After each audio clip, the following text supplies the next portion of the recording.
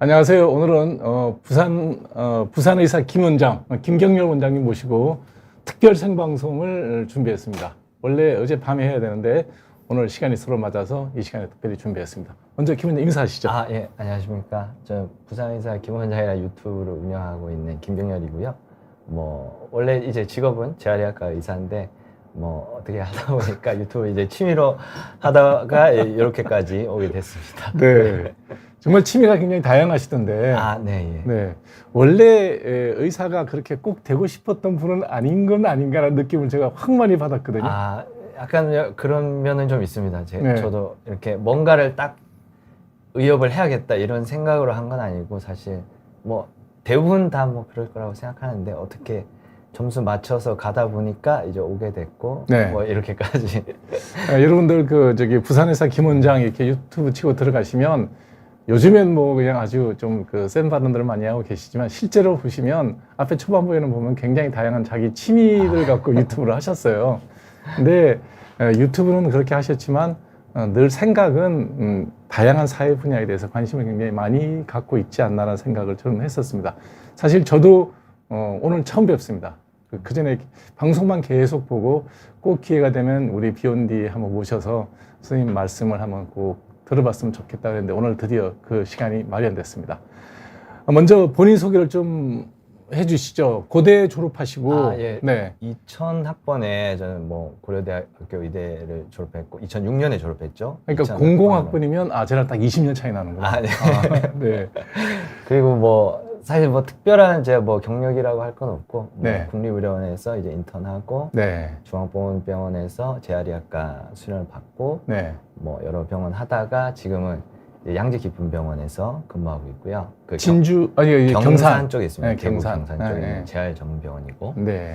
그리고 여기 대한병원의사협회 홍보의사라는 거는 얼마 전에 그 대한병원의사협회 그 주신구 회장님을 어쩌다가 만날 일이 있었는데 네.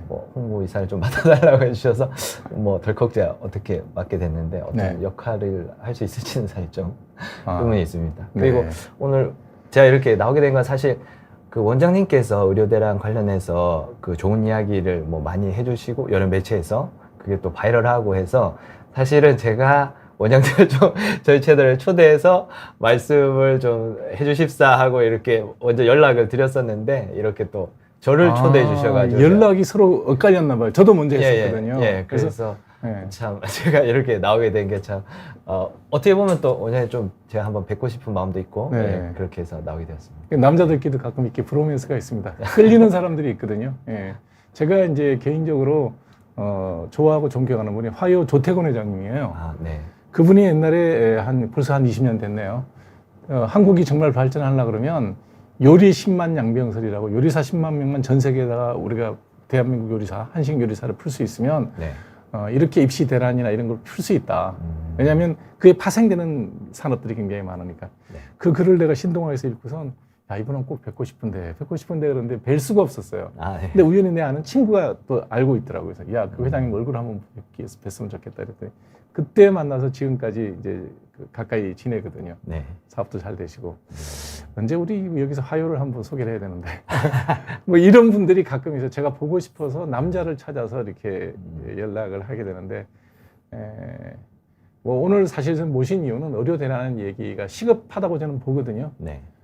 제가 데드라인으로 보고 있는 시간은 12월 15일 수시 합격자 발표가 이 정책을 되돌릴 수 있는 데드라인이라고 저는 보는데 혹시 선생님 생각은 어떠세요? 그렇죠. 이제 그 합격자가 나오고 그러면 지금은 이제 그 지원하는 것에서만 한계가 있으니까 제한이 네. 있으니까 그게 취소가 된다고 해도 학생들이나 학부모나 어느 정도 이제 반발이 있더라도 그렇게 심하지는 않을 텐데 합격자가 나온 다음에 만약에 취소가 된다면 굉장히 이거는 큰일이죠. 네. 반발이 너무 심하겠죠. 그리고 제 생각에는 그렇습니다.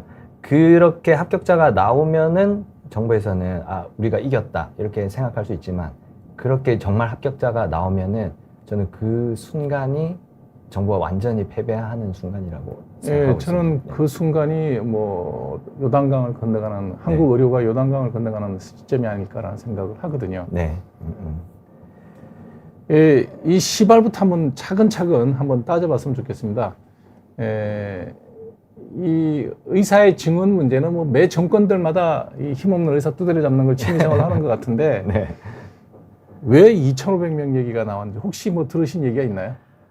아, 뭐 그게 사실은 제가 뭐 어떻게 특별하게 듣고 이런다기보다는 대부분 이제 생각하는 것들이 사실 말이 안 되는 숫자잖아요. 1,000명 얘기를 누가 했었냐 그러면 지금 민주당 국회의원 전국구 비례대표로 가신 김윤 교수가 예.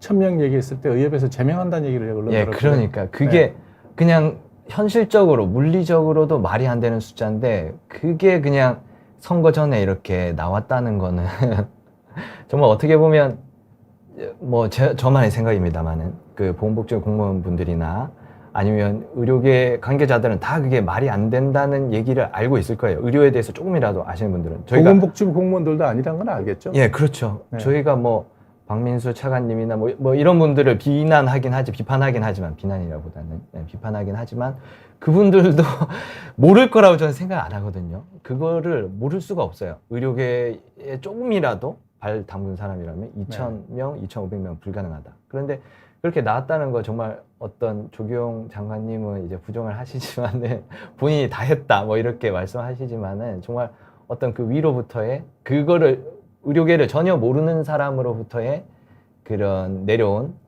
오더일 수밖에 없다는 그런 생각이 들 수밖에 없습니다. 일반적인 의사들 입장에서는. 그러니까 저도 그렇게 생각을 하는데 그런 오더를 받으면 장관이라는 사람은 대통령한테 그렇게 하는 건 불가능하고 안 되는 일입니다라는 얘기를 해야 되는 거 아닌가요? 네, 그렇죠. 그게 사실 그 민주주의 국가에서 명령으로 할 수 있는 게 있고 할 수 없는 게 있는데 이거는 분명히 명령으로 할 수가 없는 거거든요. 그 명령으로 뭐 이렇게 사직 금지 명령을 내리고 아니면 의대생들의 휴학 금지 명령을 내리고 이런 다 명령으로 해결할 수 있다는 그런 생각이 있는데 이런 것 자체가 국민들의 기본권을 정말 심각하게 그 제한하는 것이고 이게 뭐 정말 중국이나 북한이나 아니면 쿠바나 이런 국가에서도 사실 별로 없는 그 정도의 일이기 때문에 근데 이거를 이제 여론몰이를 해서 의사들 다 악마화하고 그 다음에 의사 그 전에도 이제 그런 일들을 뭐 도운 분들도 있죠. 김윤 의원님 지금은 뭐 국회의원님이 되셨지만 그 전에 뭐 1,000명을 얘기하셨다. 갑자기 뭐 4,500명을 얘기하시기도 하고 지금 다시 민주당 의원이 되신 뒤에는 2,000명도 너무 심하다고 이렇게 말씀하고 계시잖아요. 그러니까 그런 사람이 출세를 한단 말이에요. 아, 그렇죠. 그게 정말 그 우리 젊은 의사 선생님들이 보시기에는 전공의 선생님들 그리고 학생 선생님들이 보시기에는 정말 너무나도 불합리한 일이고 이거를 그 인정할 수가 없는 거죠. 이런 체계 자체를. 근데 이제 저는 언론도 약간 시비를 걸지 않을 수가 없는 게 2,000명 정원을 얘기할 때 뭐 반대한 언론이 없었어요. 아, 정말 맞습니다. 맞습니다. 그러면 이제 김윤호 의원이 국감에서 질의를 하더라고요. 네. 이렇게 갑자기 정원을 하는 바람에 여러 가지 문제가 생겼어요. 그 정부에서 대책을 세워라. 그러면 그 기사를 인용하기 전에 이 사람이 제가 경멸할 때 쓰는 말입니다. 이 인간이 전에 했던 말에 대해서 이런 발언을 했던 사람이 이런 질의를 하고 있다는 것에 대한 비판도 한 토막이 없어요. 맞습니다. 결국은 뭐냐면 저는 이걸 윤석열 정부의 문제가 아니라 윤석열 정부뿐 아니라 민주당 국회의원들도 똑같고 네. 그다음에 메이저 언론사라고 얘기했던 2,000명 정원에 동의를 하고 뻔뻔질을 했던 언론사까지 네. 그러니까 정계와 언론계 토탈 썩었다.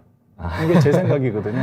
그러니까 그게 어느 정도 그러니까 그 정권에서 필요로 한 정책이 있다면 어느 정도의 그런 뭐랄까 그 전문가들과의 컨센서스 거기에 대해서 이제 반대를 한다고 해도 그 반대에 대한 그 정책을 밀어붙일 때 어느 정도 그래도 조금이라도 납득을 할 수 있을 만한 그런 이유를 만들어주면은 사실 이렇게 뭉칠 수가 없거든요. 의사가 전공의들 그리고 학생들이 사실은 이렇게 뭉치는 거는 사실 불가능한 일이죠. 각자의 이득이 다 다 다른데. 다르고 네. 어떤 사람은 뭐 이렇게 몇 번 이제 유급을 당한 사람도 있고 그 다음에 장수생도 있고 뭐 이렇게 다들 다르거든요. 집안이 장수생이라는 거는 여러분들 모를 것 같아서 설명을 드리는데 유급이 많아서 학교를 오래 다니는 그렇죠. 구수하신 분하고 비슷한 분은 우리가 장수생이라 그럽니다. 그리고 뭐 집안이 또 부유한 분들은 뭐 이렇게 오래 휴학을 할 수도 있지만 그렇지 않은 분들도 있고 그렇죠. 전공의 중에서는 뭐 처자식이 있는 분들도 있고 이렇게 그렇죠.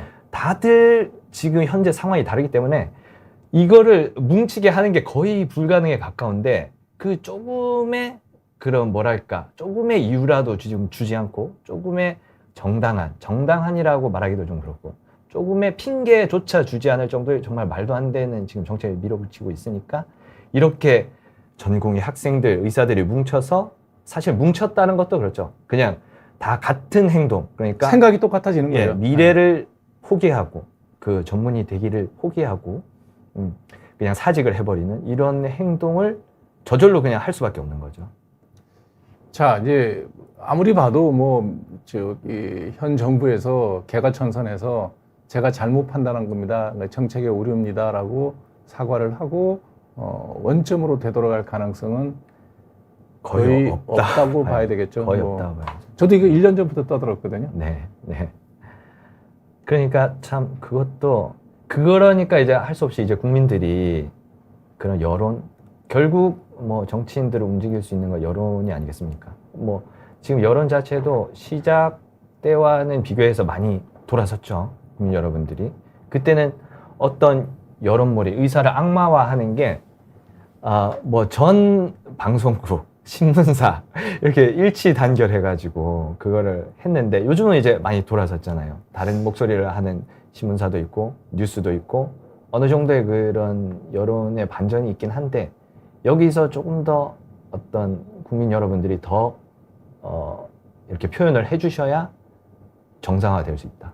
선거도 없고 이런 건 또 여론조사도 안 해요. 그렇죠. 네. 그렇죠. 그러니까 이게 언론에서 이제 제정신 차리고 제대로 분석을 해야 되는데 저는 의사라는 직업 자체가 일반인들한테 비치는 두 가지 듀얼리티의 그러니까 속성이 두 가지가 있다는 거죠. 네. 하나는 뭐냐면 아플 때 가면 정말 의느님이에요.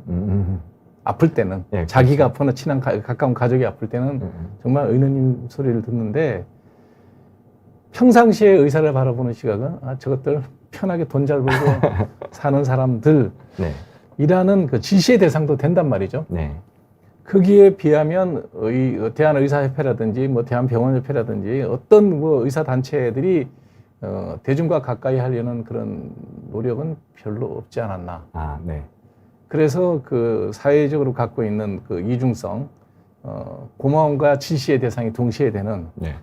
그런 게 문제가 아닌가 하는 생각이 드는데 어찌됐든 선거 때 이걸 활용하기 위해서 2,000명이라는 얘기를 내질렀겠죠. 그렇게 생각하는 게 가장 합리적인 네. 추론이죠. 그래서 선거는 참패를 했고 그러면 빨리 반성을 해야 되는데 머리가 나쁜 건지 고집이 센 건지 아니면 끊임없이 판단의 오류를 집어넣고 있는 측근들이 있는지 뭐 어느 쪽이든지 저는 뭐 대통령이 변할 거라는 생각은 안 해요. 예, 그렇습니다. 그러면 지금쯤이면 조기영 장관이 사표를 써야 되는 거 아닌가요? 뭐 이분은 행시 재경과를 통과하신 분 같은데 그럼 대한민국 최고 수재거든요. 그렇죠. 행시는 재경과를 하신 분은 정말 대한민국 최고의 수재예요. 천재에 가까운 분들입니다.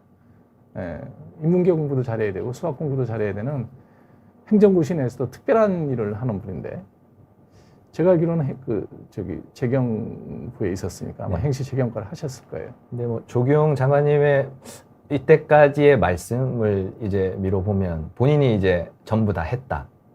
이런 식으로 이제 그러니까 이제 책임을 져야 될 거 아니에요. 네, 그렇죠. 책임질 의사가 없어 보이죠?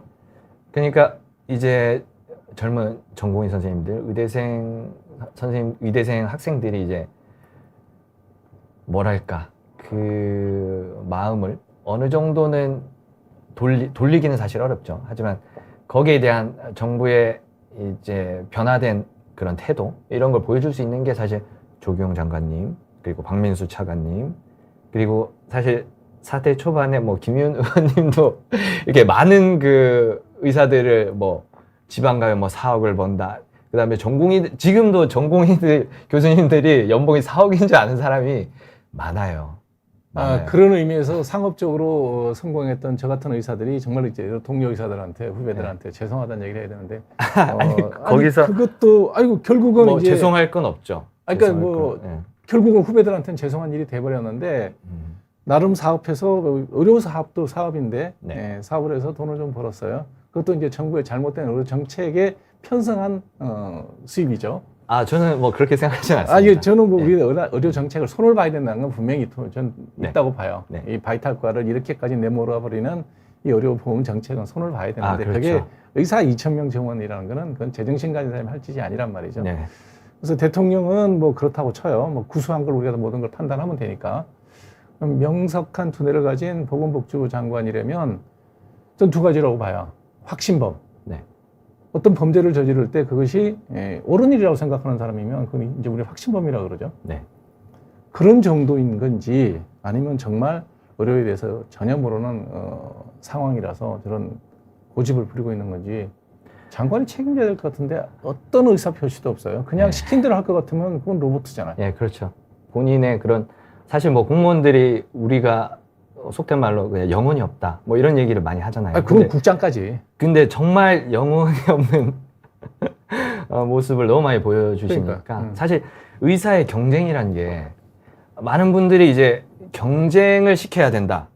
바이탈 의사를 경쟁을 시켜야 된다. 이렇게 얘기를 하고 있지만 사실 경쟁이라는 건 경쟁을 할 수 있는 환경이 돼야 경쟁을 할 수 있는 그렇죠. 거죠. 이런 자유시장 경쟁이란 건 이런 재화를 제공하는 공급자가 자유롭게 자기가 뭘 공급할 수 있을지 결정하고 얼마에 결정할지 또 내가 그렇죠. 정해야죠. 그 가격도 재화의 가격도 공급자가 결정을 하고 그다음에 소비자는 자기가 사고 싶은 걸 마음대로 살 수 있는 고를 수 그렇죠. 있는. 근데 현재 한국의 의료 시장은 그 두 가지 공급자와 소비자의 자유 자체가 없단 말이죠. 왜냐하면 공급자 의사는 정할 수가 없지 않습니까? 그렇죠. 그 가격 자체를 수가는 다 정해져 있어요. 수가제로 당연지정제로 묶여 있으니까 네. 소비자도 역시 당연지정제로 묶여 있으니까 어떤 보험사를 선택한다고 해도 국민건강보험을 어쩔 수 없이 선택해야 되는 그렇죠. 거기서 정해진 가격대로 어쩔 수 없이 가야 되는 그래서 이렇게 공급자와 소비자 양측이 지금 어떤 제도권 아에서 막혀 있는데 이걸 따지고 보면 공산주의죠. 의료 공산주의. 그런 그렇죠. 상황에서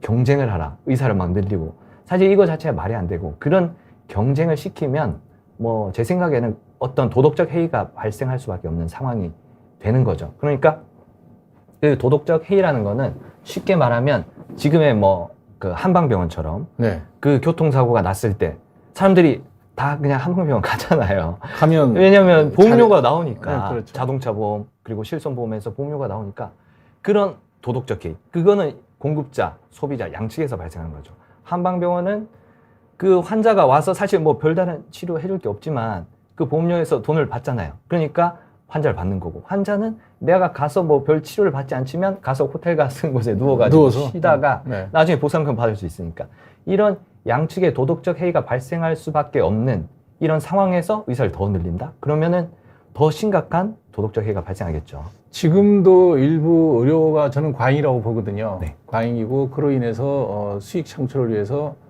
의사들도 과잉 진료가 저는 꽤 많이 있다라고 맞습니다. 냉정하게 얘기하면 그거는 맞습니다. 당연히. 제가 네. 의사 증언을 반대하는 이유가 지금도 같은 환자 한 명을 놓고 그냥 예를 들면 뭐 약 조금 먹고 뭐 바르고 피부과 기준으로 바르고 주사 좀 맞고 그러면 일주일이면 끝날 거를 교묘한 방법으로 환자한테 바가지를 씌우는 병원이 있단 말이에요. 네. 네. 근데 왜 그럴까? 근데 이제 의사가 많아서 그런 거 아니에요? 저도 사실 그렇게 생각합니다. 그런 사람들이 의사가 많아져서 경쟁시키면은 더 많아지겠죠? 이제 더 사람들이 갑자기 의사가 착해지고 도덕적이어지고 이렇게 될 거라고 생각하는데 그렇지 않죠. 현실적으로는 당연히 더 그 심한 경쟁 속에서 더 심한 도덕적 해이가 발생하고 더 돈을 벌기 위해서 그렇게 노력하는 그런데 지금의 보험 체계에서는 그렇게 될 수밖에 없는 상황이라는 거죠. 그렇죠. 예. 근데 이 체계는 그냥 그대로 두고 의사만 무지막지하게 매년 2,000명을 더 뽑겠다. 그래서 뭐 안철수 의원은 쉽게 비유를 잘 하셨던데 서울에 개업하는 피부과에서 2,000명이 늘어날 거다. 아, 예. 왜냐면 이제 그게 비보험 영역이거든요. 왜 피부과를 만만하게 생각하냐 그러면 성형외과는 하려고 그러면 공부를 더 해야 돼요. 아무리 GP로 기업을 하려고 그래도 다른 그 성형외과 선배 병원에 가서 한 3, 4년 정도는 트레이닝을 받아야 되는데 피부과는 한 6개월만 배우면 돼요. 그러니까 이제 만만한 피부과를 레이저 사서 지금 주변에도 많아요. 예. 그래서 제가 또 이런 얘기하면 야 네가 피부과에 사니까 2,000명 피부과에서 늘어나는 게 싫어서 반대하는 거 아니냐. 저는 지금도 그런 식으로 돈 벌어본 적도 없고 지금도 그렇게 돈 안 벌어요. 그런 식으로 돈을 벌기에는 지나온 세월 살아온 내 인생이 아깝고 내 자존심이 상해서 그런 짓은 못 합니다. 예, 그런 의사들도 물론 있죠. 예. 그렇죠. 그렇지만 자존심이 진짜 중요한 것 같습니다. 자존심 상해서 못 하죠, 그거는. 예, 그러려고 내가 그 공부를 해요. 차라리 돈을 그렇게 벌고 싶었으면 사업을 했지. 예. 그래서 이제 2,000명을 더 뽑으면 그런 의사들이 난 더 늘어날 거다. 아, 그렇죠. 그건 너무나도 당연히 생각할 수 있는 거고, 어떤 뭐 2,000명을 더 뽑아서 뭐 성적이 뭐 이렇게 더 낮아지거나 아니면은 어떤 좀 더 지역사회 인재들을 더 많이 입학을 한다거나 이렇게 한다고 그 사람 자체가 어떤 그 직업 자체의 도덕성이 이렇게 올라가는 게 아니거든요.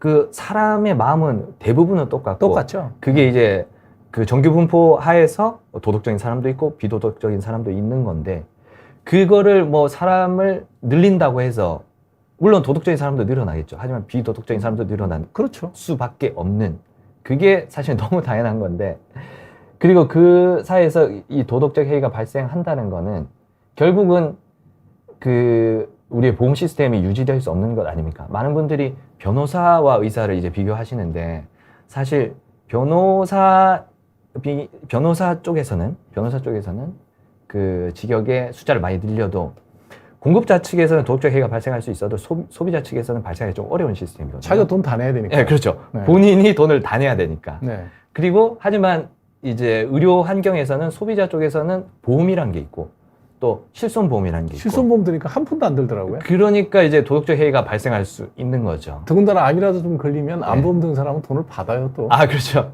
예, 일기암이면 뭐 거의 완치율 그 95% 이상 되는데. 예. 예. 그리고 이제 실손보험도 사실은 어떻게 보면은 지금 경쟁을 하고 있지 않죠.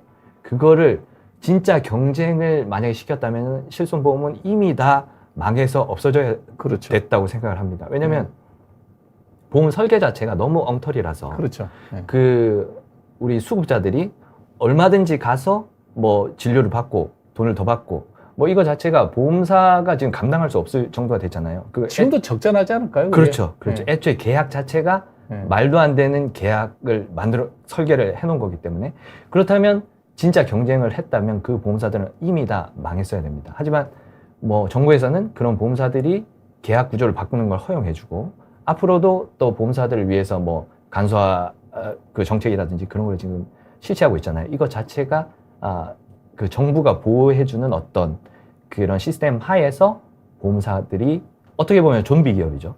그런 거를 유지할 수 있는 거다. 그러니까 진정한 경쟁 자체가 안 되는 거죠. 예. 그러니까 이제 그런 그 보험사의 실손보험 같은 거를 편법적으로 이렇게 계속 약관 계약 개정을 통해 가지고 네. 적자가 안 나게끔 네. 올릴 수 있게끔 이렇게 해주는데, 사람들은 그런 건 몰라요. 예, 의사들이 좀 먹고 사는 거는 배가 아픈데 보험사들이 그렇게 돈 빼먹는 거는 또 전혀 관심이 없죠. 뒤에 숨겨져 있는 얘기를 모르는 일반 국민들은 눈에 노출되는 그 의사들의 일부 의사들, 나 같은 일부 의사들의 모습을 보고 저게 평균적인 의사의 모습일 거라고 얘기를 하는데 그렇지 않다는 겁니다. 저는 상업적으로 성공한 의사이긴 하나 그게 대한민국의 표준적인 의사의 모습은 아니라는 거죠. 그러다 보니까 사람들이 피부과를 많이 하는데 권장하는 일도 아니고, 내가 하고 있는 직업이 정말 프라우드하고 자랑스러웠다면 자식보고 의사 하라 그랬겠죠. 그래서 저는 애들 하지 말라 그랬어요. 예. 썩 좋은 직업도 아니고 그렇게 권할 만한 일도 아니고 그런 직업인데, 그 직업에 대한 어떤 질시 때문에 국가의 의료 정책이 망가지는 모습은 저는 볼 수는 없다, 보고 있을 수는 없다, 그런 식으로 제가 이 얘기를 할 수밖에 없는 거죠. 이런 상황에서 어차피 강행이 되면 이제 학생은 12월 15일 날이 저는 이제 요단강 건너가는 날인데, 그때 그러고 나면 어떻게 해야 될까요? 글쎄요. 그게 사실 많은 분들이 그렇게 예상을 하고 계시죠. 만약에 정말 이제 지금은 1,500명으로 줄었죠. 그래서 네, 뭐 1,500이나 2,000이나 뭐 뽑아서 4,500명의 신입생이 입학한다. 네. 그러면 많은 분들이 예상하기로는 그 4,500명도 휴학을 하지 않겠느냐.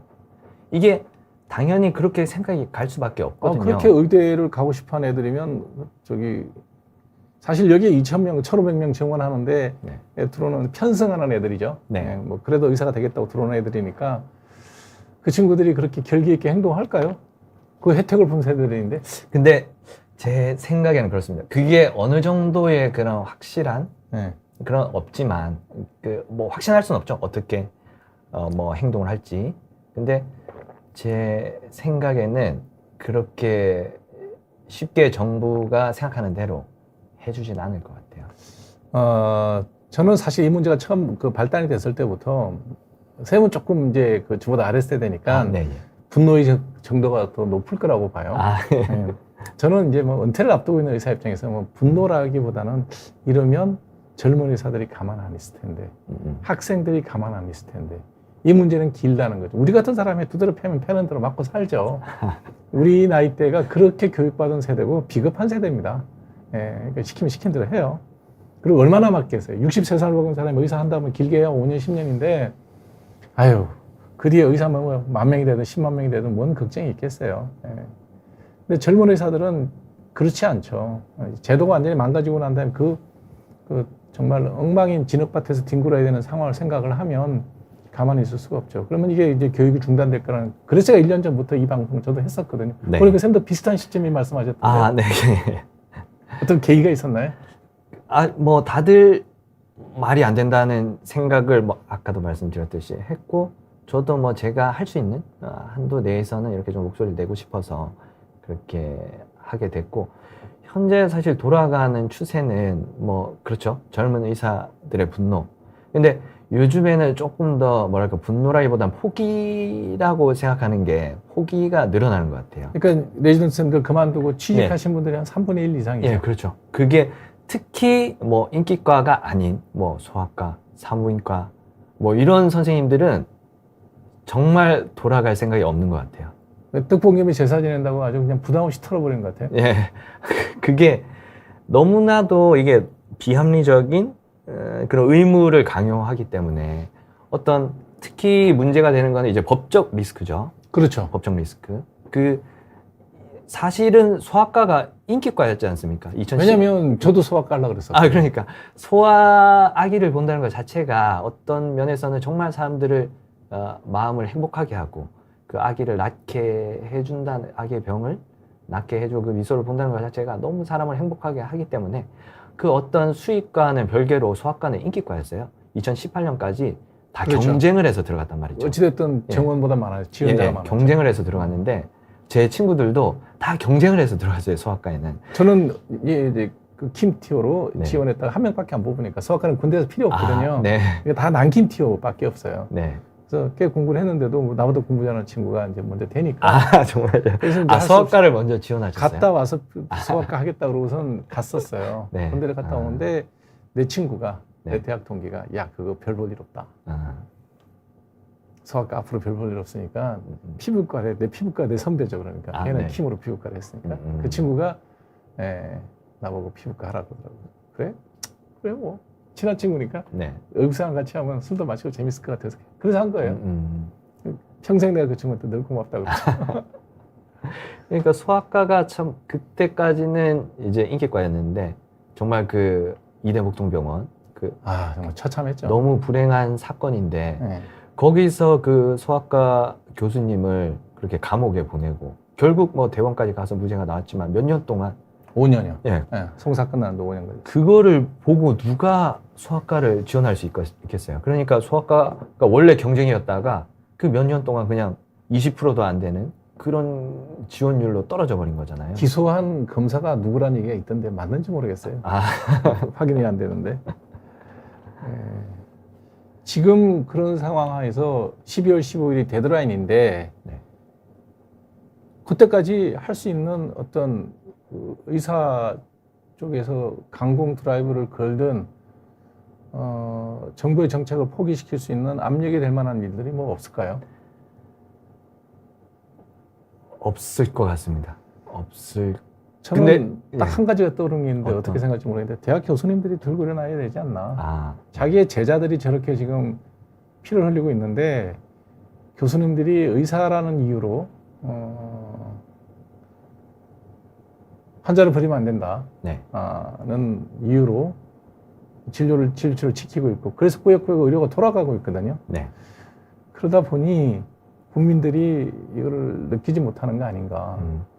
그런데 교수님들 뭐 제가 예전에 뭐 2000년대 의학본업 사태 때 이야기를 또 다른 선배님들한테 많이 듣고 했는데 그 교수라는 직업에 대한 뭐랄까 가치, 사람들이 느끼는 그 교수 본인이 느끼는 엄청나죠. 그 가치가 예전과는 많이 달라진 것 같아요. 제 주변에도 이제 교수들이 친구 중에 이제 교수들이 있으니까 뭐 얘기를 많이 듣는데 요즘에는 교수가 매력적인 직업이 아니에요.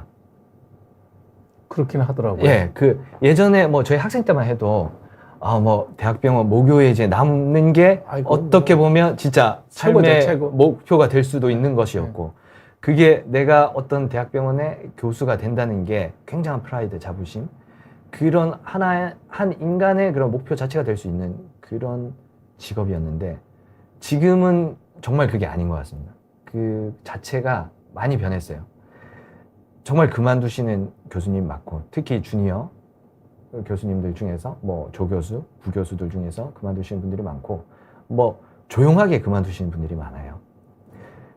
그리고 외국으로 가시는 분들도 많고 이게 그러니까 교수라는 직업 자체에 대한 프라이드가 많이 사라져서 그거의 단체로 어떤 교수님들이 뭉쳐서 어떤 행동을 하기가 예전과는 좀 많이 다르다는 느낌을 저는 요즘에 많이 받습니다. 저는 그래도 이제 예를 들면 진료 의사들이 그만두게 되면 또 국민들의 이제 일단 뭐 환자들의 불편이 따르기 때문에 네. 교육하고 있는 기초학 교수님들, 그러니까 네. 의과대학 소속으로 되어 있는 기초학 교수님들이라도 집단 운동을 하는 것이 옳지 않나. 왜냐면 그분들이 사직을 한다 그러는 거는 교육을 포기하는 거지, 네. 저기는 아니거든요. 예. 당장 환자를 버리는 건 아니란 말이죠. 네. 그래서 저는 이제 구체적인 수단을 생각을 해보는 거죠. 12월 15일 이전에 윤석열 정부의 이런 폭정을 주저앉히려고 그러면, 의사들도 이렇게 뭐 무력이라 그러면 그렇지만, 하여튼 강제적으로 인식을 강요할 수 있는 네. 정부의 정책에 직접적인 영향을 줄 수 있는 어떤 강제력이 필요하다. 그러면 기초학 교수님들이 전부 사직서를 써버리면 교육이 네. 아예 원천적으로 불가능하니까 네. 뭐 그때 의대 교수를 만들어서 하든지 교육시키든지 알아서 해봐라. 사법연수원 데려와서 공부를 시키든지 이런 정도의 어떤 그 행동이 따라가지 않으면 이 무도한 정부가 반성을 할 것 같지가 않다는 생각을 하거든요. 그래서 진료의사들이 그만두면 당장 국민들한테 그 피해를 줄 수 있으니까 네. 뭐 진료하는 사람들은 그냥 있다 하더라도 기초학 교수 그러니까 본과 3학 2학년 때까지 기초학을 우리가 들어야 되잖아요. 네. 그분들이 다 사직을 하는 게 정말 그 학생을 아끼고 미래 한국의 의료를 아끼고 의과대학의 지속적인 유지와 발전을 할 수 있는 선택이 아닌가 하는 게 제 생각인데 그런 생각은 어떠세요? 저도 그 부분에서는 동의가 됩니다. 네. 좋은 말씀이신 것 같습니다. 이제 그런 정도를 저는 그래서 이번에 한국의학교육협의회 네. 가 이제 의정협의체에 들어간다 그러더라고요. 저는 네. 뭐 일단 들어가서 이 얘기를 하는 건 좋은데 거기 회장님이 이제 이준희 교수님이요. 정형외과인데 학교로는 제가 2년 후배예요. 네. 레지던트 선배였고 그분이 가서 해야 될 일이 그런 게 아닌가. 앉혀놓고 거기 앉아 있는 무식하고 잘 모르는 의사에 대해서 잘 모르잖아요. 네.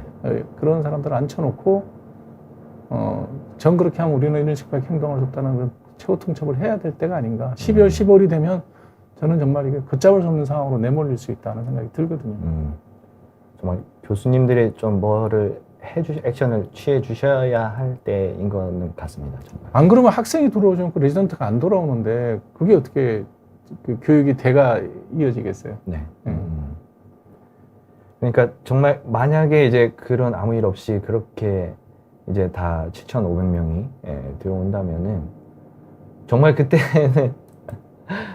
그때는 어떤 의료계에 뭐 그렇죠. 완전한 파탄이 난다고 봐야 되죠. 파탄이 난다. 수습이 불가능하지 않을까요? 지금도 사실은 좀 수습이 불가능하다고 저는 생각을 하는데 뭐 앞서 말씀하신 그 대학교 교수님들이 그 뭉쳐 주셔가지고 어떤 특히 기초의학 분야의 교수님들이 뭐 해부학교실이나 뭐 그런 교수님들이 일어나 주시면은 일말의 가능성이 있다고 생각을 하지만 너무 지금 필수과 전공의 선생님들의 필수과라고 하긴 그렇죠. 바이탈과 전공의 선생님들의 마음이 너무 떠난 것 같아가지고. 일단 그렇게 들어오면 네. 들어오고 난 다음에 바이탈을 하고 있는 분들에 대한 그 의료보험 수가 정책이나 이런 건 싹 바꿔야죠. 네, 그렇죠. 그래서 내가 이걸 하는 게 자랑스럽고 경제적인 이익도 나올 수 있게끔 이제 시스템을 바꾸는 거는 그거는 약속하면 되는 거니까 네. 할 수 있는 일이고. 오늘 우리 비욘드 시청자들을 위해서 준비한 자료가 좀 있죠. 개인적으로 준비한 자료 없으세요? 자료는 제가 말로 하려고. 예, 말씀 좀 할 수 있는 기회를 드릴 테니까. 네. 예, 선생님 강의 준비하신 거를 조금 말씀 좀 해주시죠. 강의라고 하기는 좀 그렇고 네. 제가 그냥 의사들의 경쟁에 대해서 말씀을 많이 해주셔가지고 네. 이제 거기에 대해서 좀 생각을 해보는 시간을 좀 가져보고 싶어서 네. 사실 처음 그 2,000명이라는 얘기가 나온 거는 의사 수가 어쨌든 모자라다. 네. OECD 평균으로 가야 된다. 정말 그것 때문에 이제 그 얘기가 나온 거잖아요. 네. 근데 사람들이 그 OECD 평균 의료 시스템에 대해서는 너무 모르고. 몰라요. OECD 평균이랑 다 되게 좋은 줄 알아. 예, 그러니까. 네. 어쨌든 OECD 기준으로 우리는 평균에서 훨씬 아득히 이제 위에 있는 위에 있죠. 그런 상위권 의료 국가인데도 OECD 평균을 맞춰야 된다는 그 말 한마디에 지금 이렇게까지 된 거잖아요. 그래서 머리가 나쁜 건지 말을 못 알아듣는 게 아니면 뭐 뭔가 누군가 거기서 이득을 볼 수 있는 사람이 있겠죠. 뭐 네. 사람이라든지 단체라든지 뭐 그런 것 때문이라고 뭐 저는 생각하는데 네. 근데 거기에 대해서 우리가 이제 더 국민 여러분들께 알리고 OECD 평균 의료라는 게 어떤 것인가.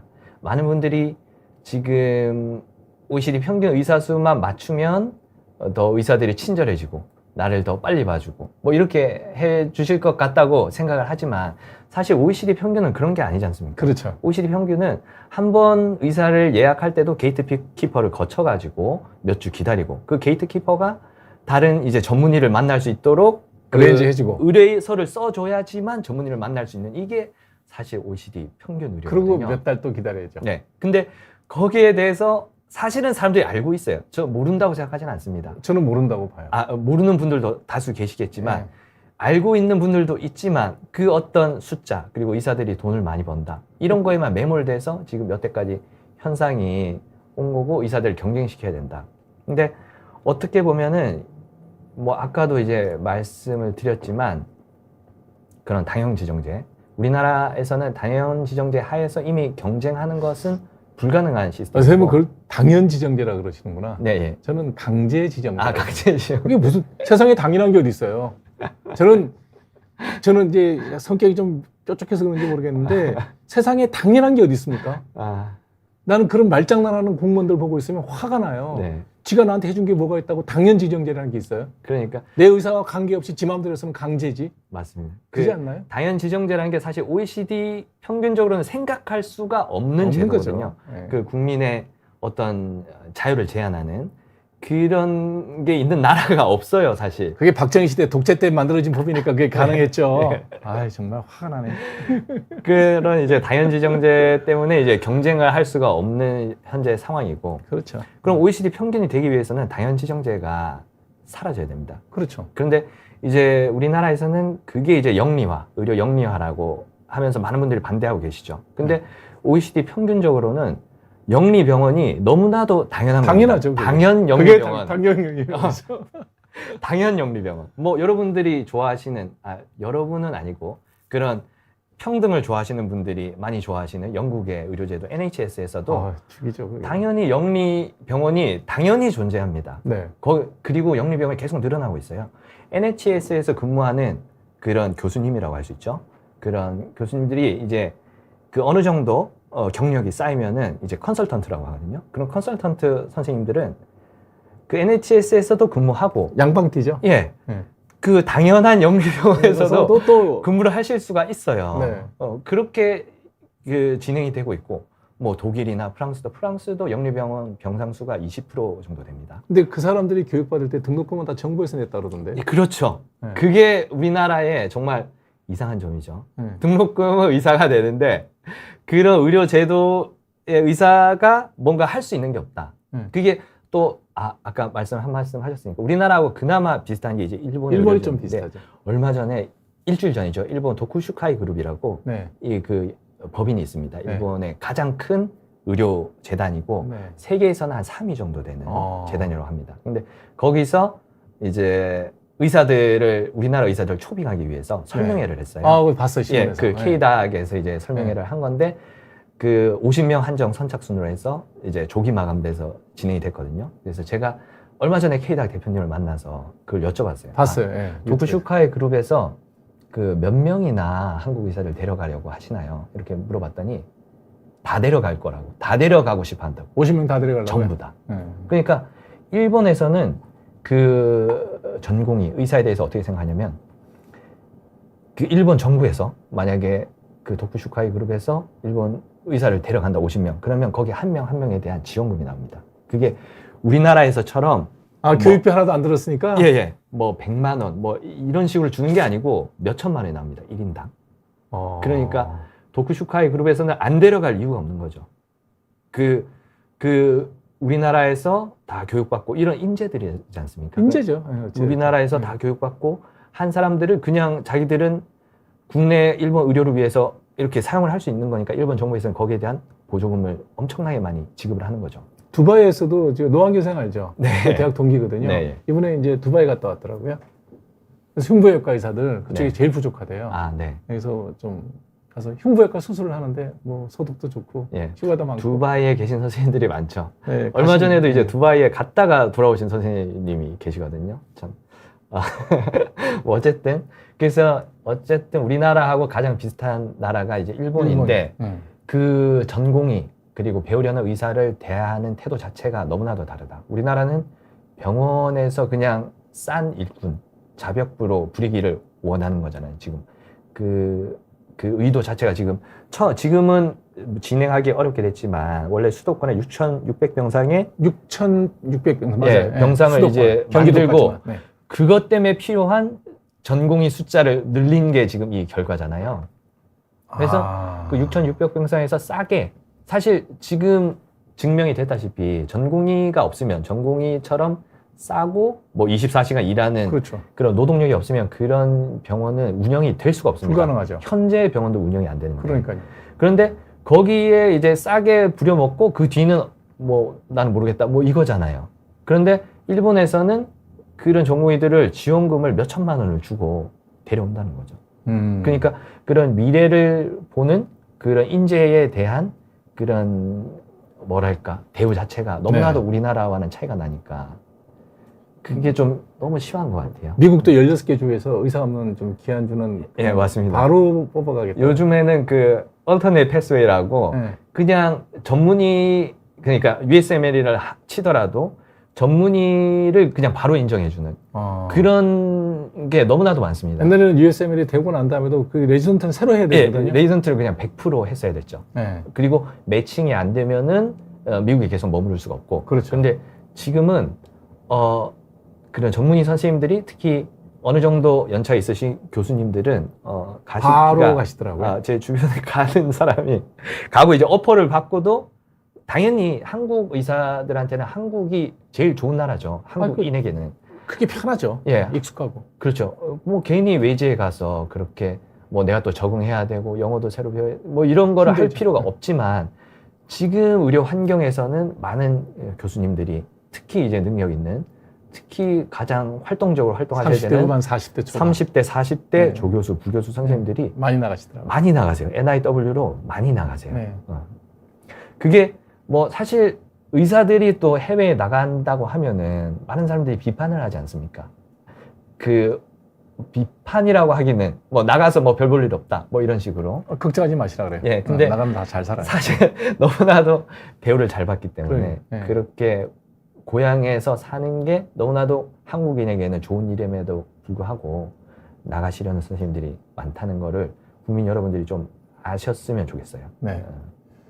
그 강의 내용 준비 한번 쭉 한번 말씀 예. 좀 해주시죠. 사실 이 강의 내용이 네. 이 중간중간에 제가 조금씩 얘기를 했던 하셨는데 거라서 저는 왜 선생님 모셨냐면 네. 선생님이 이렇게 카메라를 보고 쭉 한 10분, 15분 네. 워딩 해주시는 게 참 너무 정돈이 잘 돼 있어서 예. 우리 B&D 시청자분들께도 그걸 네. 한번 꼭 보여드리고 싶어요. 그런데 네, 옆에서 제가 보겠습니다. 제가 뭐 이렇게 말씀을 드리고 싶은 거는 그러니까 뭐 강의라고 하긴 그렇고 제가 뭐 준비했던 말은 의사들의 경쟁에 대한 것입니다. 네, 아까 네. 중간중간에 얘기가 나오긴 했는데 네, 그래도 한번 정리된 걸로 한번 그런 당연 지정제 때문에 이제 경쟁 자체를 할 수가 없는 시스템이고 네.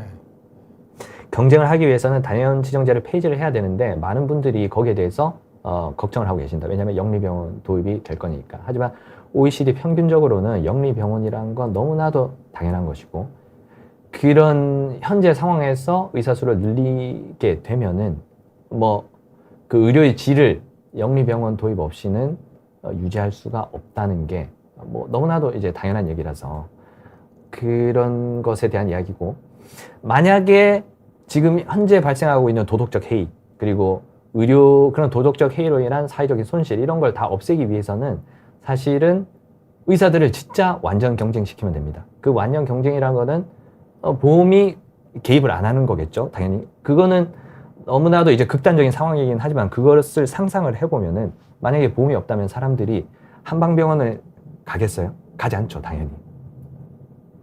안 가겠죠. 예, 당연히 안 가고 교통사고를 당하더라도 입원 안 하겠죠. 그렇죠. 그 내 돈을 내고 해야 되는 거니까. 네. 그러니까 사람들은 알고 있는 거죠. 그게 돈 내고 치료를 받을 만한 가치가 없다는 걸 우리는 다 알고 있어요. 모든 국민 여러분들이. 하지만 자기들의 편의 그리고 어느 정도의 보상금 그리고 공급자에서는 이익이 되죠. 예, 그 이득이 되니까 네.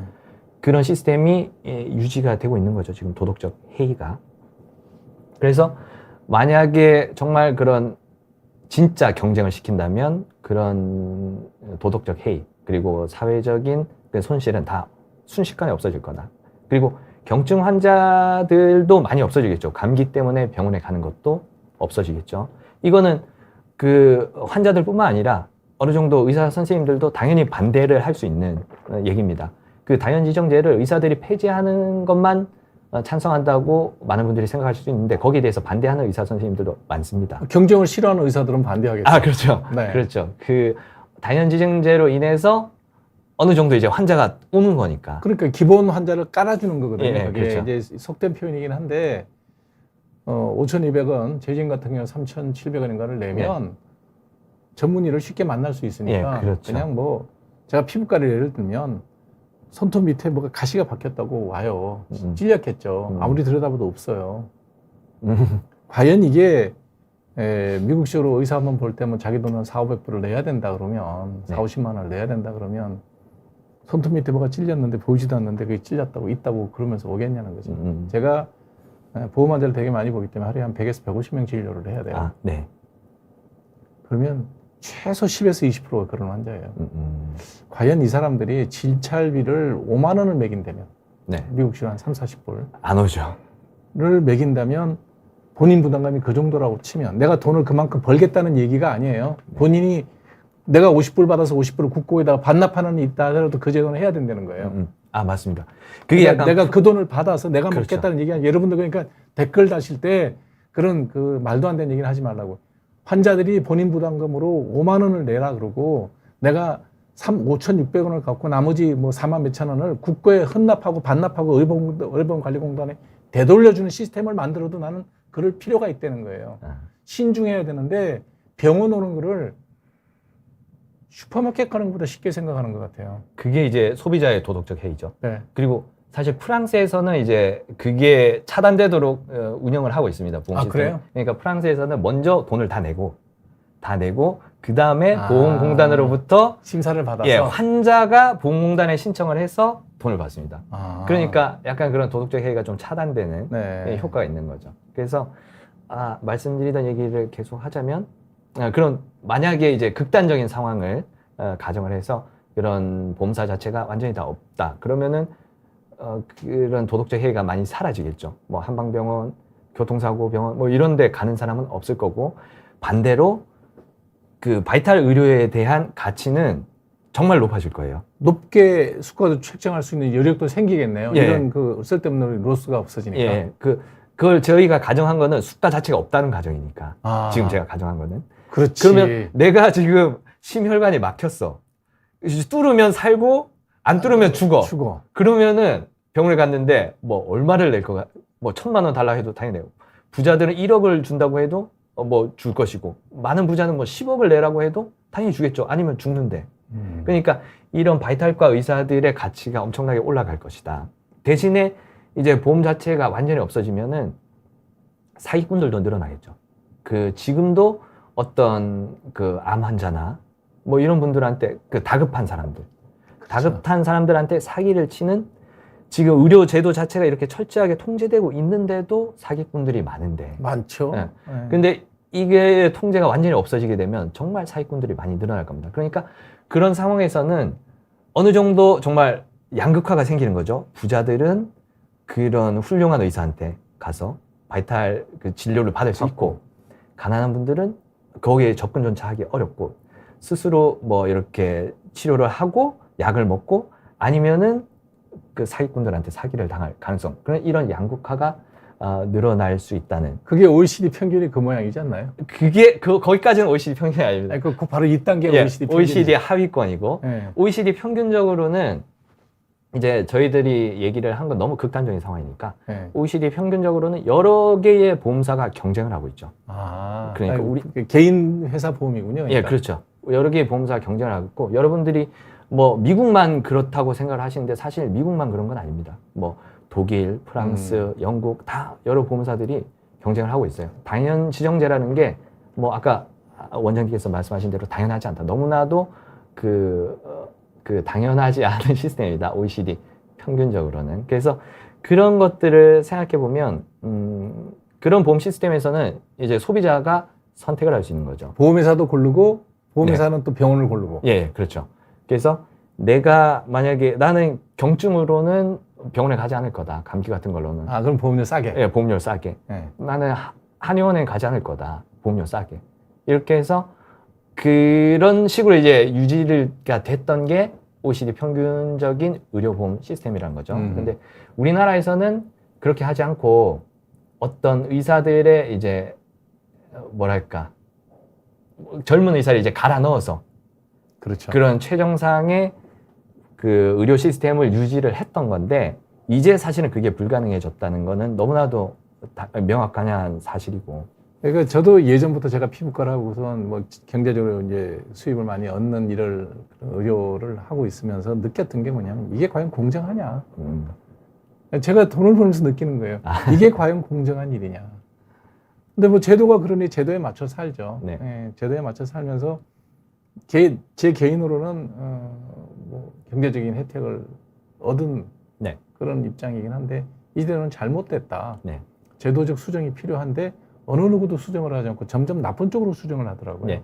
그러니까 개인이 사실 평범한 개인이 그 제도에 따라서 행동을 할 때 사회적인 이익이 발생하도록 이제 제도를 설계해야 되지 않습니까? 그렇죠. 그 정권 그 정책을 집권자들이, 만드는 사람들. 정책을 네. 만드시는 분들이.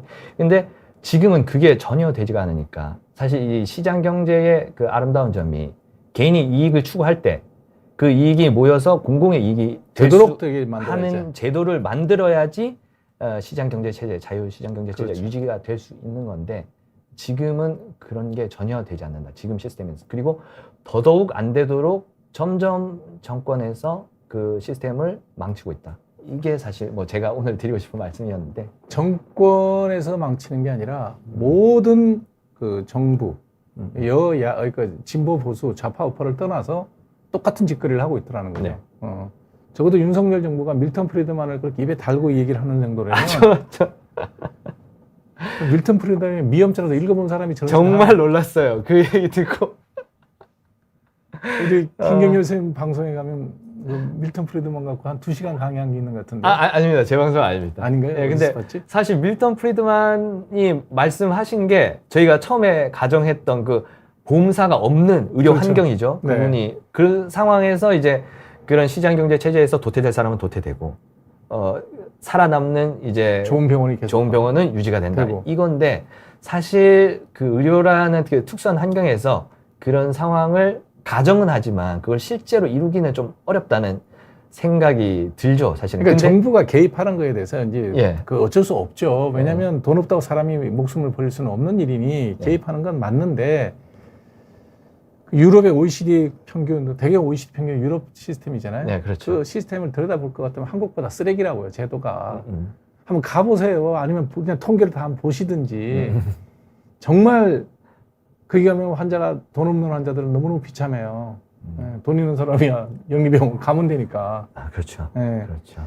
그런 거를 적을 따라가겠다고 하는 정권이 그게 제정신입니까? 지금 여러분들이 물론 지금도 의료비가 비싸지만 암 환자 같은 경우에 5%만 내면 되잖아요. 그렇죠. 1억을 들여서 치료를 해도 500만 원 내면 돼요. 이 OECD 평균적으로는 도저히 불가능한 상상할 얘기입니다. 수 없는 예. 일이죠. 그렇게 빨리 진료를 받고 적은 진료비를 낸다는 게 사실은 OECD 평균적으로 상상할 수 없는 불가능한 일이죠. 거예요. 네. 그 불가능한 일을 돌아가게끔 만든 게 개인의 욕심입니다. 그러니까 대학병원의 욕심, 우리 병원이 제일 좋은 병원이 돼야 된다, 우리 병원이 발전해야 된다는 그 욕심이 있으니까 그걸 교묘한 방법으로 신촌 세브란스 병원 같으면 로봇 수술을 얼마나 많이 합니까? 예? 그 다음에 삼성의료원 같으면 암 치료를 얼마나 많이 합니까? 그런 식으로 하는데 그 모든 과정 중에 전공의의 그 5년이거든. 인터넷에도 4, 5년, 5년이죠. 5년을 거기에 헌신을 해야만 그 시스템이 돌아가는 거예요. 그 시스템에 대한 대책. 사실은 이 시스템이 계속 간다 하더라도 전공의사만 한번 들고 일어나야 될 상황이에요. 그거는 맞아요. 그렇지만 거기다가 이런 식으로 2,000명을 늘리고 낙수의사 만들고 이런 정말 뭐 이 정권이 좋아하는 말이에요. 싸가지 없는 정책을 세우면 젊은 사람들이 그걸 견디냐고요. 우리 같이 60 넘은 사람은 뭐라 그래도 들어요. 그냥 네 알겠습니다. 뭐 힘 없는 의사가 무슨 뭐 정부에서 시키면 시킨 대로 하죠. 이게 우리는 된다고. 근데 지금 젊은 30대 레지던트나 20대 학생들은 그런 얘기 들으면 가만 안 있죠. 그 사람들 마음을 돌리지 않고 국가의 미래 의료에 무슨 미래가 있을 겁니까? 정말 보고 있으면 답답해. 네. 그 낙수 의사라는 게 진짜 그 단어 선택 자체가 낙수를 선택했다는 거 너무 뭐랄까 가슴 아프다고 해야 될까요? 그네들의 머릿속에 그런 단어가 들어있는 거예요. 네, 그렇죠. 그 인간들의 머릿속에 그런 저열한 사고방식을 가지고 있다는 거예요. 그러니까 저는 완전히 그냥 뭐 소아과, 산부인과, 외과 뭐 이런 선생님들을 낙수 완전 그냥 패배자로 만들어 버리니까 뭐 그거는 정말 어떤 명예심을 짓밟는 그런 행위잖아요. 그 인간의 명예심이 이제 중요한 거는 당연히 우리 사회가 어떤 합리적인 시스템 하에서 가장 공헌을 많이 한 사람은 최대 이득을 얻고 자유시장 경제 체제 하에서 뭐 이런 식으로 해야 되기도 하지만 그렇게 시스템을 돌리기 위해서 너무나도 많은 이제 돈이 필요하다는 거죠. 그거를 우리 바이탈카 선생님들은 명예심으로 어느 정도 보상을 받고 그렇죠. 그러는 건데 그 명예심을 완전히 짓밟아 놓으니까 참을 수가 없는 거죠. 저는 뭐 낙수 의사이길래 장관도 너댓 명 뽑고 대통령도 너댓 명 뽑아서 낙수 대통령, 낙수 뭐 장관도 좀 만들어 가지고 그만일도 시키고 그러면 좋을까 싶은 생각도 드는데 그런 단어가 머릿속에 남아 있는 사람이 국정을 책임지고 있다는 게 이건 불행한 일이죠. 저는 이게 단순하게 뭐 의사들의 영업 이익, 의사가 많아지면 이익이 준다. 줄지도 않습니다. 여러분 보시면 아시겠지만 절대로 안 줄어요. 의사는 어떤 수를 쓰더라도 정보를 월등하게 많이 갖고 있기 때문에 환자들이 아무리 AI 돌리고 똑똑하고 많은 공부를 하고 와도 의사 그 분야의 전문가보다는 많이 알 수가 없죠. 그러면 정보의 차등이 있어요. 그럼 오면 무조건 의사가 뭔가를 만들어낼 수 있어요. 그런 의료의 특이성이죠. 그러니까 공급이 수요를 만들어내는 그런 일이 있는데 그런 거에 대한 기본적인 이해도 없는 사람들이 아닌가 하는 생각이 맞습니다. 들어요. 그 수요를 만들어낼 수도 있고 그 수요에도 사실 한계가 없죠. 그렇죠. 목숨이 걸렸는데 내 목숨이 제일 중요하니까 그것도 어떤 그 사람의 이제 그 재정 상태에 따라서 뭐 부자는 내 목숨을 살리는데 10억, 100억이 아깝겠어요. 그럼요. 그런 식으로 수요에 한계가 없기 때문에 그거를 어느 정도 그거를 아까 밀턴 프리드만이 말한 대로 완전히 보험사를 없애고 그렇게 할 수는 없는 거죠. 그렇게 되면은 그 정말 큰 부자가 그 바이탈 의료, 자기한테 필요한 바이탈 의료를 독점할 수 있는 독점료로 쓸 수 있죠. 그런 양극화가 너무나도 심하게 일어날 수 있기 때문에 하지만 그런 상황 그것만은 막아야 되지만 하지만 그런 바이탈 의료의 질이 떨어질 정도로의 그런 공산주의식 의료를 할 수는 없다는 거죠. 거기에서 어느 정도의 그 명예심을 자극해서 자극이라고 하면 좀 그렇지만 그런 경쟁심이 그런 게 경쟁심이에요. 의사들의 그 돈과는 별개로 되는 우리들이 돈으로는 측정할 수 없는 어떤 가치라는 게 분명히 존재하잖아요. 아니, 같은 의사들끼리 동기들끼리 모여도 돈은 제가 좀 더 벌었어요. 이제 이 친구 학교에서 예를 형부 역할을 하고 있다 그러면 보는 눈이 좀 다르죠. 아, 그렇죠. 그거를 우리들끼리도 그게 있잖아요. 그 사람을 우리는 우대를 해줄 수밖에 없죠. 그렇죠. 의사들은. 네. 그 사람을 정말로 그 일선에서 그렇게 사람을 살린다는 것에 대한 가치를 아니까. 그러니까 하다못해 골프 치다가 오비를 나면 우리는 그냥 오비로 처리하고 야 너는 멀리가 하나 써라 그런단 말이죠. 그러니까 농담으로 하는데 야 너 힘들잖아 멀리가 하나 해 이런 얘기 한단 말이에요. 네, 그렇죠. 하지만 이런 공무원들은 거기에 대한 어떠한 존중, 리스펙 자체가 아예 없으니까 그냥 낙수의사 완전 패배자로 만들어버리니까 그거 자체가 의료계의 그런 뭐랄까 젊은 의사들이 바이탈 의료를 포기하게 만들어버리는 정말 트리거가 된 것 같습니다. 해법은 저는 12월 15일이고 12월 15일이 지나면 정말 어떤 일이 벌어질까 정말 저는 굉장히 두렵거든요. 예측 불가능한 일이 벌어질 것 같아서. 네. 학생들이 내년에도 만약에 안 돌아온다 그러면 어떻게 되나 이게? 구속영장 청구해서 교도소에 집어넣어서 수업시키려나? 아니면 그냥 수업 안 들었는데 졸업시키고 의사 면허증 그냥 바로 줄 수도 있을 것 같아요. 요즘 하는 거 보면은. 공부 안 했는데 4학년 실습도 안 들고 예. 공부도 안 했는데 4년 차는 그냥 전문의 만들어버리고 너 그냥 전문의 해라. 뭐 이런 식으로. 그럼 뭐하러 뭐 의대 증원을 해? 그냥 제가 농담처럼 한 얘기인데 주민등록증 발급할 때 의사면허증 붙여주지. 예, 그러니까 그런데 너무 그런 말도 안 되는 정책들을 지금 실제로 정책 당국자들의 입에서 그게 나오고 있으니까 참. 충북대 총장이라는 분은 자기 학교의 규모를 알 텐데 그분도 뭐 누군지 이름도 모르고 성도 모르고 아무도 모르는 충북대 총장이라는 건 알아요. 학장은 반대했는데 총장이 200명으로 늘리겠다 그러는데 49명 교육하던 학교에서 200명을 교육하고 병실 베드 수가 600베드 정도에 되는 병원을 종합대학병원을 운영하고 있는데 거기서 200명을 뽑으면 학생이 800명. 그러니까 물리적으로 불가능하죠. 교육 자체가.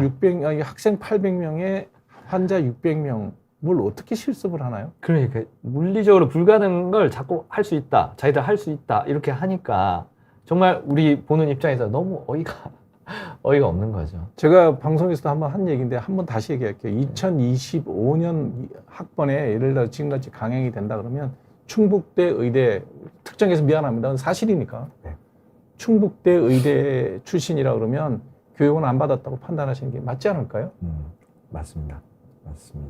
그런 분이 총장을 하고 있는데 그분은 도대체 뭘 생각하는 분입니까? 그러니까 총장이라면 사실 교육자 아닙니까? 교육자잖아요. 교육자. 교육자라면 당연히 학생들을 먼저 생각해야 되는데 뭐 네. 충북대 총장님도 그렇고 경북대 총장님도 그렇고 어떻게 줄 서보려고 줄 서서 뭐 할 건데 그 나이 총장 나이면 다 60 넘었을 텐데. 그러니까 그 경북대 총장님은 또 비례대표 신청하셨다가 또 떨어지시기까지 했어요. 그게 정말 교육자들이 저는 들고 일어나야 된다는 생각을 하는데 참 사람이 저도 나이 60이 지나 보니까 60 넘으면 정리할 나이고 이제 그럴 나이지 그때 욕심을 부리면 그게 노역인데 40명, 50명 교육하는 데서 200명을 교육하겠다는 그런 정책을 담당 교수, 의과대 교수님들은 다 반대하셨잖아요. 네, 그렇죠.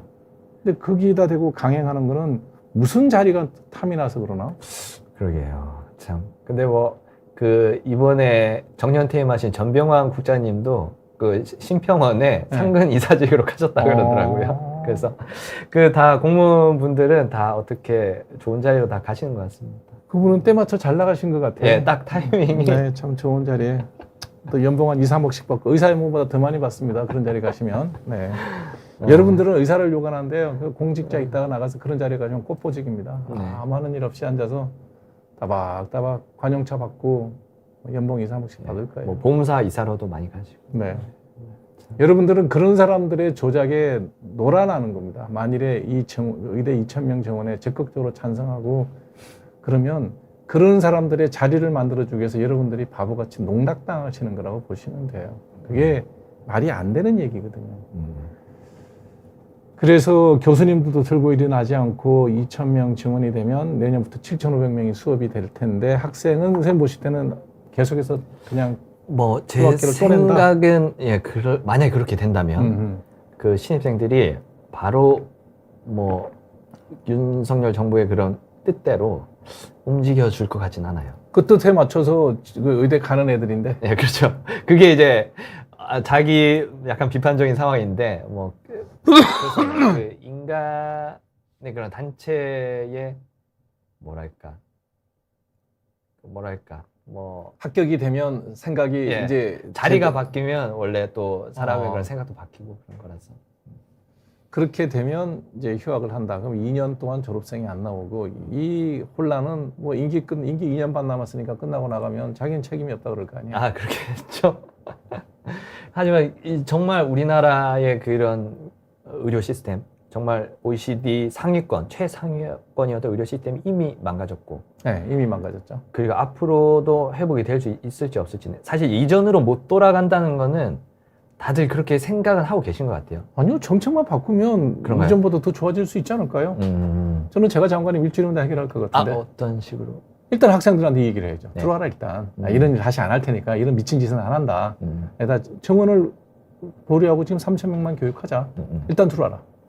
그리고 시스템을 바꾸는 데는 시간이 좀 걸린다. 네. 걸릴 거 아니에요. 돈도 더 들고. 그렇죠. 그럼 국민들한테 있는 대로 얘기해야죠. 돈 더 내라. 지금같이 7% 갖고는 안 된다. 있는 대로 설명하면 되잖아요. 네, 그렇죠. 네. 근데 그 다음에 그 되지도 않은 병 갖고 병원 다니는 사람들 많아요. 네. 1년에 병원을 뭐 1,200번 가는 분들도 있어요. 네, 그런 분들한테는 다 자기 부담을 늘려야죠. 맞습니다. 네. 맞습니다. 그 다음에 병원을 이용하는 환자분들한테도 예를 들어 너무 자주 이용한다 그러면 보험, 자동차 보험 할증 붙듯이 할증을 붙여야 돼요. 아, 맞아요. 네. 그렇게 그래서 정말 해야 되는데. 우리는 환자는 무조건 돌봐야 된다. 그 환자의 도덕적 해이를 겪어보지 않은 분들은 몰라요. 얼마나 아프면 갈까? 아니요. 병원은 쇼핑 다니시 다녀요. 가끔 환자 보면 이제 진찰기록이 떠요. 오전에 어디 병원 갔는데 또 왔단 말이에요. 처방약이 나랑 똑같아. 왜 오셨어요? 그랬더니 확인하러 왔대. 그런 환자를 10명 봐야 돼요.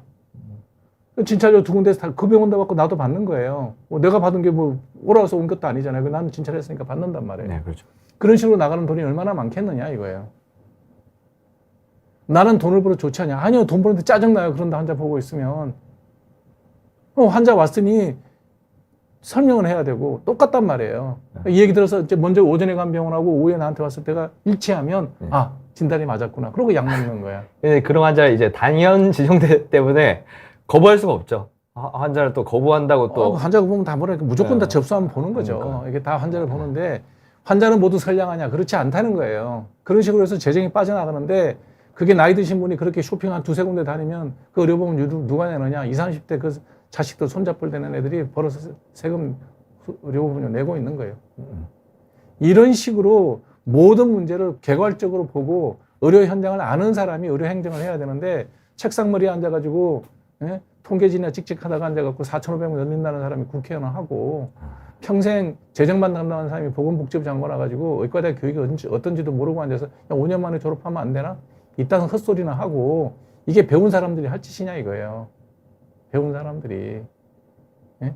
국민들을 편하게 하려는 게 행정인데 국민들을 불편하게 하는 게 행정입니까? 근데 지금 김윤호 의원이 어찌됐든 뭐 앉아서 통계 조사는 잘하는 것 같은데 1,700명의 유의미하게 동기간에 늘었다. 사망자가. 아, 네. 보셨습니까? 아, 예, 봤습니다. 어떻게 보셨어요? 아, 근데 저는 김윤 의원님이 참 어떤 정부를 비판하는 말씀을 하신다는 것 자체가 너무나도 뭐 코미디죠, 뭐. 예, 정말 코미디예요. 이거는 요즘은 다 유튜브 시대고 다 영상이 남아 있지 않습니까? 네. 김윤 의원님이 몇 달 전에 어떤 말씀을 하셨는지, 몇 년 전에 어떤 말씀을 하셨는지 다 그대로 남아 있는데 남아있죠. 네. 거기에 대해서 어떤 언론들이 사실은 여기에 대해서 강력한 비판을 해줘야 되는 거거든요. 아니, 조정동도 똑같이 그렇게 줄 섰는데요. 예, 그러니까 그게 언론의 역할인데 김인 교수님이 몇 년 전에는 그런 말씀하셨어요. 의사를 늘릴 필요가 없다. 네, 충분하다. 2019년도. 예, 그 몇 년 전에 그런 말씀하셨어요. 근데 몇 달 전에는 4,500명 늘려야 된다. 네. 2,000명도 적다. 4,500명 맞아요. 늘려야 된다. 그런 말씀을 하셨어요. 네. 그리고 이번에는 지금 1,500명이죠. 1,500명 늘리는 거 너무 과도하다. 이런 말씀을 하시고 계세요. 그러니까 이런 것 자체가 너무나도 눈에 보이는 어느 정도 거짓말을 해도 우리가 그래도 좀 속아 넘어주자 이렇게 할 수 있는 정도의 거짓말을 해야지 뭐 이런 식으로 돌변해 버리니까 이 젊은 의사들이 이걸 보고 어떻게 뭐 여든 야든 믿을 수가 있겠어요. 그러니까 지금 제가 얘기했잖아요. 정부, 국회, 메이저 언론사, 동아일보 빼고 동아일보는 처음부터 중립적이었었어요. 언론사들이 하고 있는 걸 보면 똑같다. 제가 심하게 표현하면 공부는 쟤랑 나랑 비슷하게 하는데 의사들이 더 잘 사는 것 같아. 이런 그 삐뚤어진 심리 때문에 이런 거 아닌가. 설명할 방법이 없어요. 합리적으로 설명할 방법이 없으니 쟤네들이 고등학교 때 나랑 공부 비슷하게 했는데 의사들은 너무 잘 사는 것 같아. 이런 삐뚤어진 사고방식을 가진 게 아닌가라는 생각을 하지 않을 수 없어요. 정황적으로 그렇다는 거예요. 어떻게 단 한 군데도 이 정책이 국가에 어떤 피해를 줄 건지, 환자들한테 어떤 피해를 줄 건지, 국민들에게 의료비 부담을 얼마나 늘릴 수 있는 나쁜 일인지를 고민을 하지 않아요. 제가 이런 말 하면 꼭 댓글 다는 인간들이 있어요. 수준 낮은 인간들이 있는데, 피부과 의사 할 얘기는 아닌 것 같은데, 여기 이제 좌파들이 선동할 때 어떤 게 써먹냐면, 메시지가 너무 정확하면 메시지를 공격할 게 없어. 하는 말이 다 오라. 그러면 메신저를 공격해요. 이게 그렇죠. 정치적으로 딱 하는 수법들인데 다 그 저열한 인간들이 하는 짓입니다. 제가 말할 자격이 있다 없다는 저는 국가에 세금 내고 사는 사람이기 때문에 말할 자격이 있습니다. 그리고 내가 돈을 사기쳐서 본 게 아니라 환자들이 자발적으로 걸어와서 진료비를 낸 것 뿐입니다. 그러니 제가 무슨 얘기를 할 때 듣기 싫으시면 안 듣는 건 상관이 없는데 듣고선 앉아서 네가 할 얘기는 아니라고요. 세금을 많이 냈기 때문에 나는 말할 자격이 있는 사람입니다. 그래서 이 문제가 지속되면 해법은 없을 거고 결국은 걱정하셨던 제가 쌤이 한 7, 8개월 전에 했던 얘기예요. OECD 평균으로 가게 될 거다. 평균보다 더 낮아질 가능성이 좀 더 많겠죠. 당연히. OECD 평균 하나 예를 들으시면 의료비, 그다음에 뭐 진료 접근성. 대기 시간, 접근성 이런 걸 한번 예를 한번 들어봐 주시죠. 그렇죠. 뭐 OECD 평균적으로는 사실 이런 통계가 나오지 않습니까? 네. 그게 지금 제가 뭐 이렇게 통계를 딱 준비한 건 없어서 그런데 우리가 OECD 평균적으로 의사를 만나기 위해서는 아까도 말씀드렸지만 게이트키퍼 이게 GP라고 GP를 거쳐야 되고 GP 그리고 만나는데 얼마 걸려요, 보통? GP 만나는데도 뭐 사실은 예약을 하고 일주일 이상이 걸리죠. 그리고 그 GP가 그 진료 의뢰서를 써줘야 전문의를 만날 수 전문의를 있는 거예요. 만나죠. 그것도 이제 몇 주가 소요되고 그렇게 전문의를 물론 이제 그런 과정은 뭐 영국 같은 경우는 다 무료죠. 그건 세금을 내니까. 세금을 내니까. 텍스를 내니까. 세금을 내지만 엄청나게 시간이 오래 걸리죠. 그렇게 이제 그게 OECD 평균 진료고 뭐 암 환자라면 암 환자 수술 기다리다가 돌아가시는 분들도 많고 얼마 전에 뭐 뉴스에서 났는데 영국에서 치료 대기를 하다가 돌아가신 분들이 엄청나게 많잖아요. 18만 명이요. 그러니까 근데 우리나라는 사실 전문의를 만나는 게 당일 진료할 필요도 없죠. 당일 진료가 가능하잖아요. 저 같은 경우에 딱 접수하고 5분 뒤에 봅니다. 예약을 할 필요도 없고.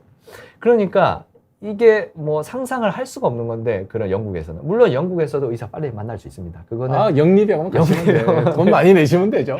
가시면은 그 수준 높은 컨설턴트 의사가 NHS에서 근무하시던 교수님이 바로 이제 봐주시니까 뭐 그렇게 빨리 만날 수 있지만 일반 그런 NHS 진료로는 빨리 만날 수가 없다. 그건 뭐 프랑스나 독일이나 모두 마찬가지고요. 비용은 최소 우리나라 돈으로 50만 원에서 100만 원 정도 내시면 됩니다. 네. 그게 OECD 평균입니다. 근데 진료 결과를 볼 것 같으면 우리가 이제 산부인과 같은 경우에 소송 건수를 보니까 NHS에서 산부인과 소송 건수하고 우리나라 건수를 얼른 비교했더니 뭐 800대 1인가. 그거는 정말 이게 어떻게 보면은 뭐 되게 비극적인 것이죠. 비극적.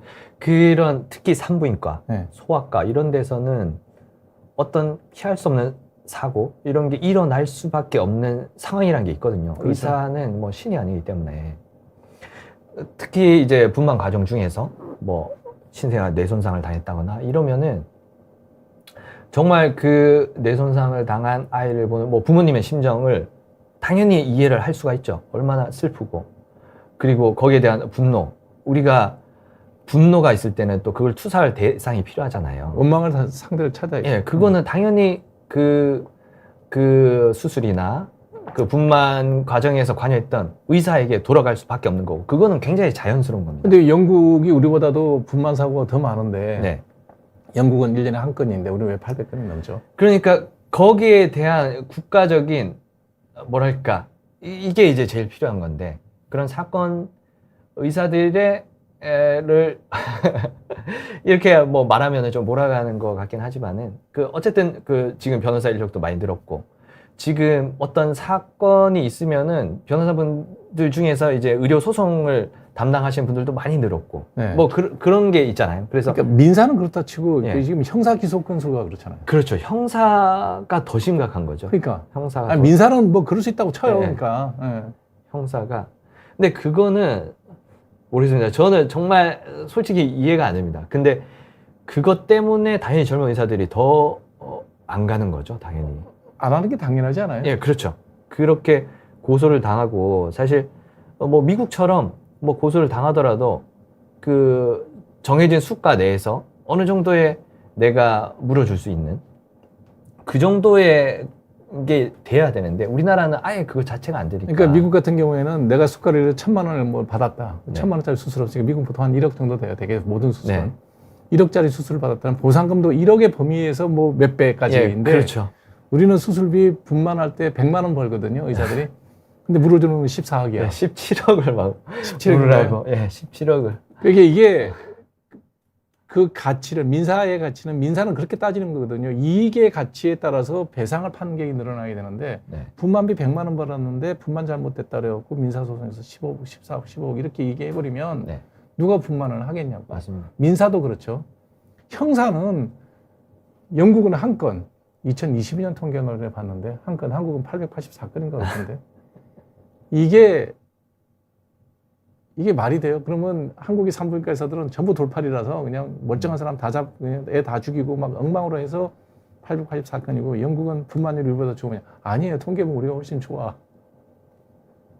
이런 일이 그러고서는 산부인과 안 한다고 뭐라 그러면 되냐는 거죠. 지금 산부인과 사람들이 피부과 많이 하시거든요.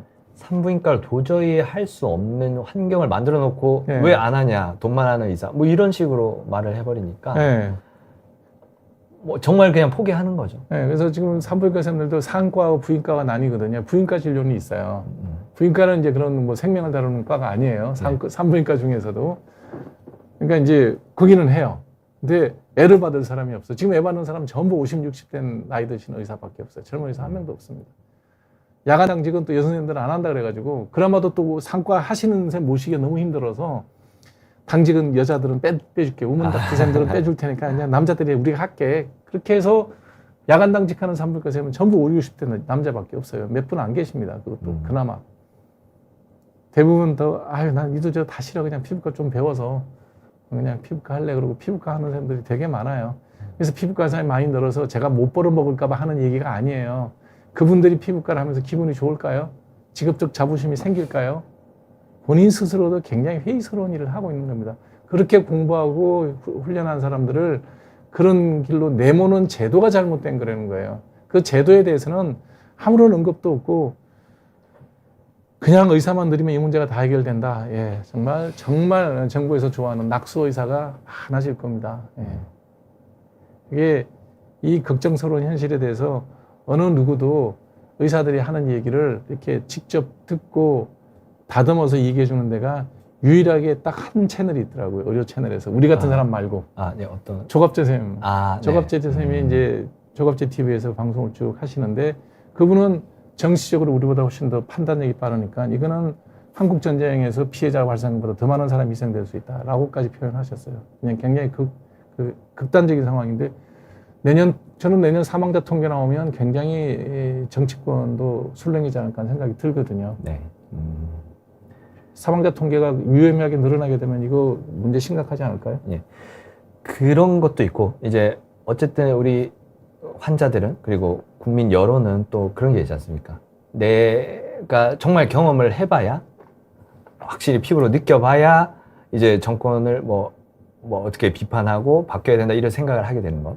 사실 통계라는 거는 어떤 딱 피부에 와닿는 건 아닌데 지금 사실 피부에 와닿을 만한 게 일단 응급실을 가면은 가기가 어렵고 접수가 안 돼요. 가기가 어렵고 가면은 굉장히 가격이 비쌉니다.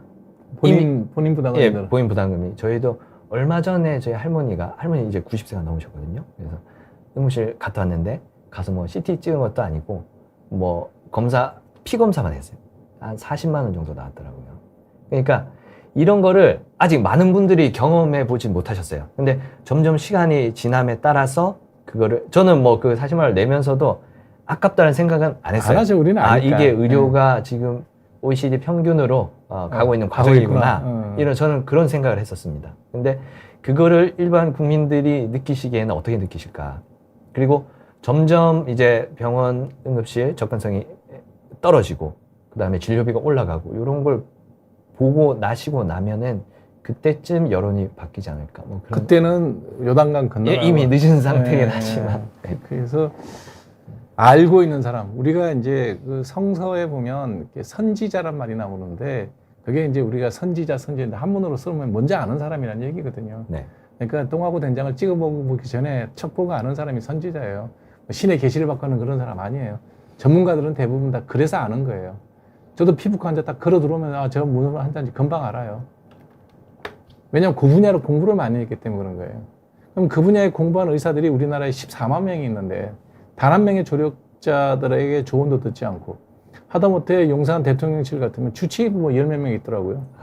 파리에 갈 때 데리고 가는 성형외과 의사도 있고 이런 사람들이 있으면 그런 사람들 얘기한테 물어보면 그 사람들이 아무리 대통령 옆에서 아부뜨는 사람들이라 하더라도 그렇게 하시면 안 됩니다. 이거는 교육이 불가능합니다. 이런 얘기 한마디는 들을 수 있지 않았을까? 네. 묻지 않았을 가능성이 많고 물었다면 의사 그 주치의들 중에 단 한 명도 귀에 거슬리는 얘기를 안 했을 가능성도 많고 그게 정말 슬픈 일인 것 같아요. 그래서 도대체 뭔 그렇게 진죄가 많고 권력이 무서운지 그런 말 정도도 못하나. 길어봐야 5년이고 남은 임기 2년 6개월인데 왜 그러나, 얼마나 더 잘 먹고 잘 살려고 저러나. 대학교 총장 그거 임기제인데 그거 4년하고 끝나는데 그거 그렇게 뭐 더 해먹을 게 있다고 이런 되지 않는 정책에다가 총대 메고 나서서 대단한 일을 하는 것처럼 그런 짓을 하나. 나이값들 좀 했으면 좋겠다. 60 다 넘어가면 살 날 얼마 안 남았는데 왜 그렇게 해서 사나, 이런 생각을 제가 많이 하게 됩니다. 정말 우리가 나이가 들어간다는 게 좋은 게 뭐예요? 살 날이 얼마 안 남았으니 세상을 바라보는 눈이 넓고 판단력이 좋다는 거예요. 젊은 사람들은 순발력이 좋고 대응력이 빠르지만 경험치가 좀 짧아서 길게 보지 못할 수 있다고 쳐요. 내가 보건복지부 차관이 40대면 이런 얘기 안 합니다. 그분들 보니까 얼굴 보니 50은 넘었겠더라고요. 살 만큼 살았어요. 공직에도 그 정도 갔으면 갈 만큼 갔어요. 박민수 차관도 처신 똑바로 하십시오. 나라 말아먹는 일에 뭐 이완용이만 역적입니까? 국가 시스템 이렇게 망가뜨리면 그게 역적이지. 박정희 대통령 때 시작해가지고 40년 가까이 해가지고 김대중 대통령 때 전국민 개보험이라는 이런 통합된 의료 시스템을 만들었어요. 문제 많아요. 문제는 많지만 잘 돌아왔고 수정할 때가 있지만 망가뜨릴 대상이 아니라는 거예요. 개혁이라는 거는 완전히 갈아엎을 때 필요한 게 개혁이고요. 우리나라는 의료 시스템만큼은 전 세계가 와서 배워가는 시스템이에요. 부러워하고. 전 세계에서 의료 정책에 관심 있는 사람들이면 한국 와서 도대체 이런 제도가 어떻게 이 돈으로 돌아가냐를 늘 배우려고 그러는데 마지막에 안 된다고 그러는 게 뭐냐면 우리나라 의사들은 너네 나라 의사같이 일을 열심히 안 한다는 거예요. 그래서 안 된다고 그러고 다 돌아가요. 이 시스템을 갖고 개혁을 하겠다고? 아닙니다. 대한민국 의료 시스템은 개선의 필요가 있는 거지 개혁의 대상이 아닙니다. 대한민국을 의료 개혁하겠다 그러면 그 말을 하는 사람이 제정신이 아니에요. 내가 마음속으로는 더 말을 하고 싶지만 그냥 이 정도만 얘기합니다. 개혁의 대상은 정치권이 개혁의 대상이고요. 교육이 개혁의 대상이지 의료는 개혁의 대상이 아닙니다. 의료는 개선하면 됩니다. 왜냐하면 국민들이 이 제도를 이용하는데 그리 불편하지 않다는 거예요. 아니요. 전 세계에서 제일 편리합니다. 제일 싸게 하는 나라입니다. 근데 뭐가 그렇게 불만이 많아요? 의사들에 대해서 불만이 많은데 무슨 불만이 많아요? 의사들이 다 잘했다는 얘기가 아니라 평균적인 얘기를 하는 겁니다. 의료사고도 있고 의사 중에도 부도덕한 사람이 있어요. 만 원이면 고칠 병 10만 원짜리 치료를 하게끔 권하는 의사도 있어요. 없다 그러지 않잖아요. 그렇게 개선해야 된다고요. 그런 사람들이 그런 짓 못하게 개선해야 된다고. 그런 사람 몇 명 없애려고 2,000명을 뽑아갖고 나라를 의료 시스템을 뒤집는 일은 어리석은 사람이 하는 짓이에요. 집안에 바퀴벌레 지나간다고 거기다가 불 지르는 사람이 있으면 그게 제정신입니까? 집에 사람 살면 바퀴벌레도 있고 개미도 끓고 그러죠. 그러면 바퀴벌레 죽이고 개미 죽이면 되지 거기다 집에 불 질러서 소독할 일이냐고. 그게 국정 최고 책임자가 할 일이냐는 얘기죠. 정말 그래서 답답한 거예요. 이 백주 대낮에 멀리 선생님 모셔다가 이런 얘기를 하는 이유가 그런 얘기입니다. 여러분 김경열 선생님 유튜브에 가서 보시면요. 굉장히 조리 있게 설명 잘 돼 있는 정보들이 한 30개쯤 있어요. 그냥 화장실에 가서 보셔도 되고 지나가는 차 안에서 들으셔도 되고 워딩 워낙 좋기 때문에 들으시면 아, 이 얘기구나. 이런 뜻이구나. 이런 거를 조목조목 여러분들이 배울 수가 있습니다. 예. 그래서 아셔야 돼요. 아셔야 되고 잘못하는 정치인들에 대해서는 비판해야 됩니다. 적어도 민주당은 김윤호 의원은 제명해야 됩니다. 그런 사람을 옆에 끼고 앉아가지고 우리 당 의원이라 그러면서 의료 정책에 대해서 말한다. 이건 좀 틀렸다고 봅니다. 엊그저께 이재명 대표가 박단원 그 대책 네. 만났다는데 혹시 뒷얘기 들으신 거 있나요? 아니요, 없습니다. 없어요? 근데 어쨌든 박단 대표가 뭐 대통령도 만나고 한동훈 대표도 만나고 이재명 대표도 만나고 했지만 뒷얘기가 나오는 게 전혀 없습니다. 그러니까 그만큼 뭐랄까 이렇게 이야기를 흘리지 않습니다. 네. 이렇게. 그러니까 변화의 여지는 느꼈다면 좋은 얘기면 시그널을 전공의들이나 우리 네. 선배 의사들한테 전해야 되는 거 아닌가요? 글쎄요, 그 특별히 지금 이렇게 뭐 상황이 변하거나 그런 전혀 건, 없다는 얘기네요. 네, 전혀 없는 것 같습니다. 자, 선배로서 네. 지금 이제 학생이나 이들한테 또 한 20년 선배가 되잖아요. 아, 네. 제가 또 한 20년 선배가 되고 네. 이 사건에 대해서 후배분들에게 당부하실 얘기 있으면 한번 한 말씀 좀 전해주시죠. 뭐 사실은 저 같은 하익변 선생님보다 제가 훨씬 그 후배긴 하지만 제가 또 선배라고 뭔가를 같이 희생하고 이런 거는 없단 말이죠.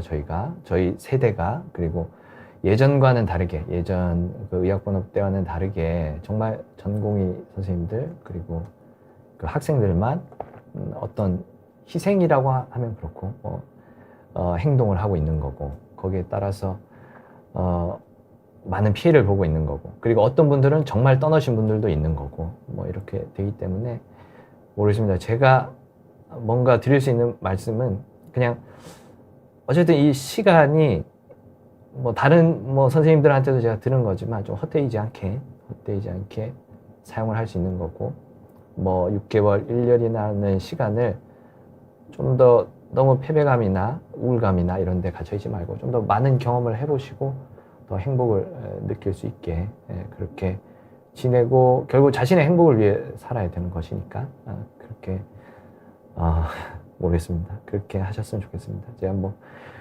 뭔가를 제가 희생해서 내놓은 게 없기 때문에 어떤 충고를 드릴 만한 그런 위치도 아니지 않는가 그런 생각이 들어요. 선생님이 유튜브 한 내용만은 갖고도 충분히 많은 시간을 할애해서 준비하고 희생하셨다고 저는 봐요. 워낙 콘텐츠가 좋습니다. 그래서 부산 의사 김원장이죠. 네. 유튜브 이름이. 네. 네, 여러분들 이런 방송은 토크고요.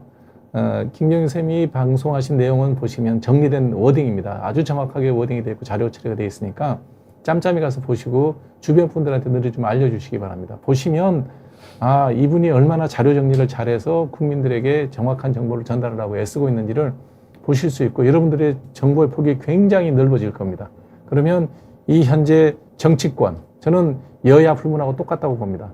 정치권이나 메이저 언론사, 동아일보를 제외한 메이저 언론사들이 하고 있는 의료 보도의 행포에 대한 내용을 조목조목 반박해놓은 것들이 많이 있습니다. 그거 보시고 공부를 했으면 좋겠고요.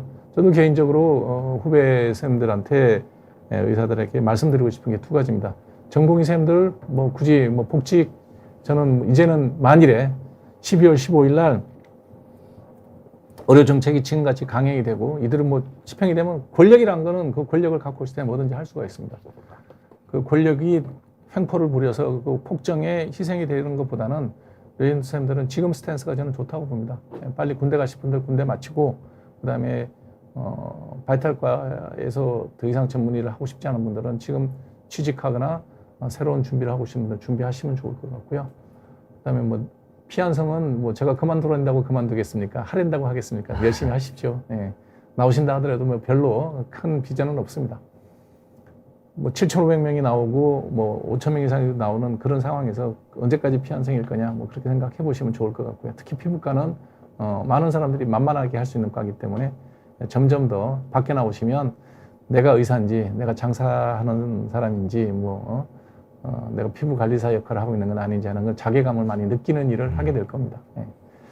그래서 피 한성은 하십시오. 그래도 하시니까. 예. 그 다음에 일부 개업할 수 있는 정형외과라든지 척추 클리닉 같은 걸 준비하시는 분은 하셔도 괜찮을 것 같습니다.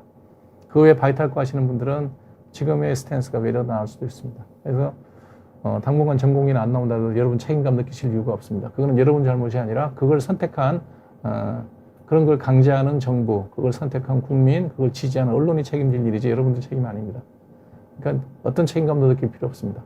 그 다음에 여기도 댓글 다시는 분들 중에 의사들 배가 불러서 배 불러서 그러니까요 많이 늘리시면 좋은 의사 잘 골라보십시오.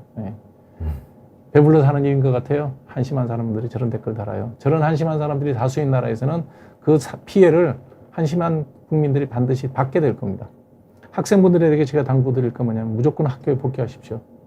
7,500명이 공부하더라도 반드시 복귀해서 공부하십시오. 다시 한번 휴학하게 되면 여러분들 희생이 너무 크고요. 그럴 필요 없습니다. 공부하시고 공부하실 때 영어 공부 열심히 하십시오. 그래서 별로 이 땅에 미련이 없으시다 그러면 공부 끝나고 난 다음에 오랜 데 많습니다.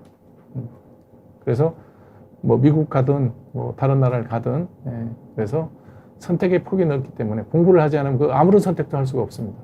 그때 제도가 또 합리적인 정부에서 합리적인 대안을 만들어서 바이탈과를 우대하고 정상적인 의료 시스템으로 복귀할 수 있는 계기는 얼마든지 또 만들 수가 있습니다. 그래서 계속해서 휴학을 하는 것은 저는 개인적으로 반대입니다. 너무 여러분의 희생이 너무 큽니다. 다신 공부를 할 때 공부 열심히 하시고 영어 공부 꼭 하셔서 USMLE를 보든지 다른 여러 나라를 나갔을 때 영어가 꼭 필요합니다. 가까운 일본이 좋다 그러면 일본어 공부하십시오. 어렵지 않으니까 같이 병행하셔서 오랜 데 많습니다. 그래서 여러분들이 갖고 있는 자질을 살려서 글로벌리 활동하시면 됩니다. 낙수 의사들은 여기 남아서 정부에서 원하는 대로 지방에도 내려가실 거고 바이탈과도 하셔서 낙수 의사 하시면 됩니다. 그게 싫으시면 여러분들 스스로 가꾸십시오. 가꾸고 반드시 내년에는 복학하십시오. 휴학을 허락한 해 만에 이딴 소리 그런 개소리 들을 필요 없습니다. 여러분이 자의적으로 한 해 휴학을 하셨으니 내년에는 꼬박꼬박 다시 돌아오셔서 공부하십시오. 7,500명이 돼서 콩나물 시루 같은 데서 공부하시더라도 하십시오. 실습은 안 되면 다른 거라도 보충해서 하십시오. 그리고 가급적이면 충북대학은 가지 마십시오. 그렇게 40명짜리 대학에 200명 뽑는 대학 가서 여러분 나오시면은요, 정말 의사 자격증 따도 그건 쪽팔리는 얘기입니다. 충청북도 세종시에 거주하는 공무원들은 특례를 가실지 모르겠는데요. 그런 사람들이나 가라 그러고요. 가서 공부 못 합니다. 서남대 꼴 나기 쉬우니까 그런 데 가지 마시고 일반 대학 들어가 계신 분들은 다 학교에 대해서 가서 공부하십시오. 그래서 꼭 내년에는 교육은 정상화돼야 된다. 전공의 쌤들은 지금 선택하신 거에 대해서 되돌아보지 않아도 괜찮을 겁니다. 이대로 가면 바이탈과 별 비전 없으니까요. 그리고 혹시라도 전공의 쌤들 중에 피부과를 제대로 좀 공부하고 싶다. 그러면 그룹 스터디 하시면 제가 강의해드리겠습니다. 제가 평생을 공부했는데 여러분들 가르쳐드리는 게 어렵겠습니까? 그래서 개별적으로 다 강의하기는 힘드니까요. 모여 계시면 제가 일주일에 두 번 정도, 한 번 내지 두 번 정도 시간 내서 모든 정보를 다 가르쳐 드리겠습니다. 그래서 밖에 나와서 피부과 의사로 일을 할 때 불편하지 않도록 해드리겠습니다. 어차피 의료 시스템 다 망가졌는데 피부과 전문의가 무슨 의미가 있겠습니까? 그렇게 했으면 좋겠습니다. 여러분, 그래서 늘 아무리 절망적인 상황에서도 희망의 끈을 놓지 않는 그런 후배님들이 됐으면 좋겠고, 큰 힘이 되지 못해서 정말 미안하고 죄송합니다. 네. 오늘 방송 여기서 마치겠습니다. 고맙습니다. 네.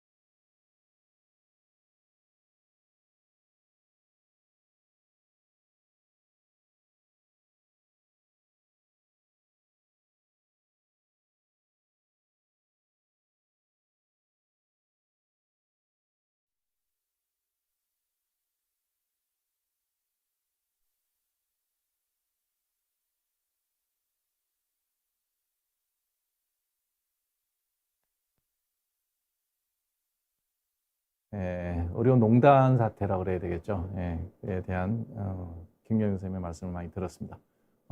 오늘 대담 나눈 내용보다도 더 좋은 내용들이 부산의사 김원장, 부산의사 김원장으로 검색하시면 그게 굉장히 좋은 내용들이 많이 들어있습니다. 적어도 정책을 하는 사람이라면 적어도 김 원장님 정도의 자료 분석을 하고 정책을 입안을 해야죠. 장관이든 차관이든 국무총리든 다 고위공직자는 정무직입니다. 뭔가 잘못됐을 때 정무적으로 판단을 하고 직을 걸고 행동을 해야 되는 사람들입니다. 그런 인간들이 뻔뻔하게 국가의 녹을 먹으면서 국민에게 해가 되는, 미래 세대에 해가 되는, 환자들에게 직접적으로 피해를 주는 이런 제도를 옳은 제도인 양 강행하고 있는 것은 정말 낯뜨거운 사람들이 하는 짓입니다. 무한무치한 일이고요. 정무직이라는 것은 언제든지 그만두는 자리입니다. 문제가 생기면 자리를 던지는 자리죠. 그리고 그 위에 대통령이 부당한 지시를 하면 목을 걸고 그러면 안 된다는 얘기를 하고 자리를 던지는 자리입니다. 조선시대의 왕이 부당한 명령을 내려도 아니되옵니다를 하고 사직서를 쓰잖아요. 도대체 지금 대한민국의 장차관들이나 국무총리는 뭐 하는 사람들이에요? 부끄러움을 모르는 사람들이에요. 나이값을 못하는 사람들입니다. 배울 만큼 배우고 공부할 만큼 공부하고 사리분별을 하는 사람들이 그 자리에 부끄럽게 자리를 연연해서 그 자리에 그런 말을 하면서 살아야 되겠습니까? 정말 안타깝기 짝이 없습니다. 대한민국의 미래가 걱정이 되는 이유가 그런 사람들 때문에 그렇습니다. 대통령이야 뽑으면 5년이고 국회 뽑으면 4년이고 투표로 또 뽑으면 되죠. 근데 행정조직에 있는 사람들은 제가 국장, 과장한테 사표 쓰라는 얘기 하는 거 아니잖아요. 장차관은 정무직이에요. 언제든지 그만둬도 됩니다. 그리고 옳은 얘기 한마디 하고 자리를 던지는 게 옳은 사람들이죠. 뭐하러 공부해서 그 자리까지 갑니까? 나중에 뭐 한 자리 더 하시려고요? 그렇다 그러면 할 말 없습니다. 그러면 국가의 녹을 먹는 사람도 그렇게 한 자리에서 어디 보험관리공단이라든지 뭐 이런 데 가서 한 자리 더 해서 임원직 하면서 연봉 배덕을 원하는데 공부하는 의사들이 돈을 벌겠다고 노력하는 건 그걸 왜 비난합니까? 국록을 먹는 사람도 그런 비열한 생각을 하는데 더 얘기하지 않겠습니다. 자, 2부 피부과 시간입니다.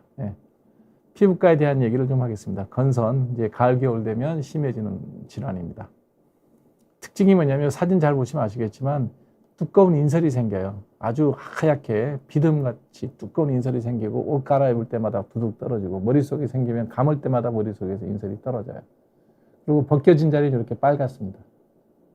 근데 특징이 뭐냐면 모양은 되게 이제 심각해 보이는데 가렵지가 않아요. 그래서 가려움증 없이 이런 일이 생기면 건선, 건선이라는 병은 건성 피부염하고는 전혀 연관관계가 없습니다. 그러니까 여기서 건선이라는 건 이렇게 두껍게 인설이 생긴 걸 얘기하는 거고요. 건성 피부염은 피부가 말라서 생기는 피부염입니다. 전혀 연관관계 없는 병이니까 착각하시면 안 됩니다.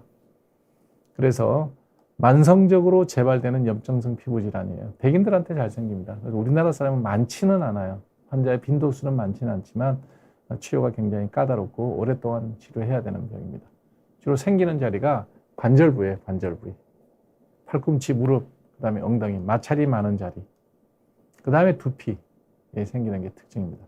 그래서 두피에 인설이 되게 두껍게 생기면 지루성 피부염과 건선은 반드시 감별해줘야 되는 질환입니다.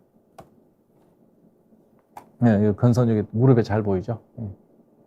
시작은 작은 좁쌀처럼 생겨 이렇게 생겨서 점점 넓어지고 긁어서 벗기면 이렇게 피도 좀 날 수 있습니다. 붙여놓으면 괜찮은데 막 뜯어내면 피도 나요. 그래서 아주 심한 전신형 건선입니다. 대개는 이렇게 처음부터 심해지는 경우는 드물고요. 무릎이나 팔꿈치 같이 관절부에서 먼저 시작하는 게 특징입니다. 자, 치료는 여러 가지 방법이 있어요. 여러 가지 방법이 있다는 얘기는 뚜렷한 방법이 없다는 얘기예요. 여기 소개되어 있지 않은 마지막 이제 비장의 치료법이 새로 나왔죠. 지금까지 해왔던 방법은 스테로이드 연고 쓰는 거예요. 스테로이드 연고를 쓰고 그다음에 스테로이드에 쓰는 카시포트리올이라고 하는 제제가 있어요. 그거는 스테로이드가 아닌데 효과는 굉장히 좋아요. 그래서 약한 스테로이드와 카시포트리올을 섞어서 만드는 혼합제 같은 걸 쓰게 되면 연고도 꽤 효과가 좋아요.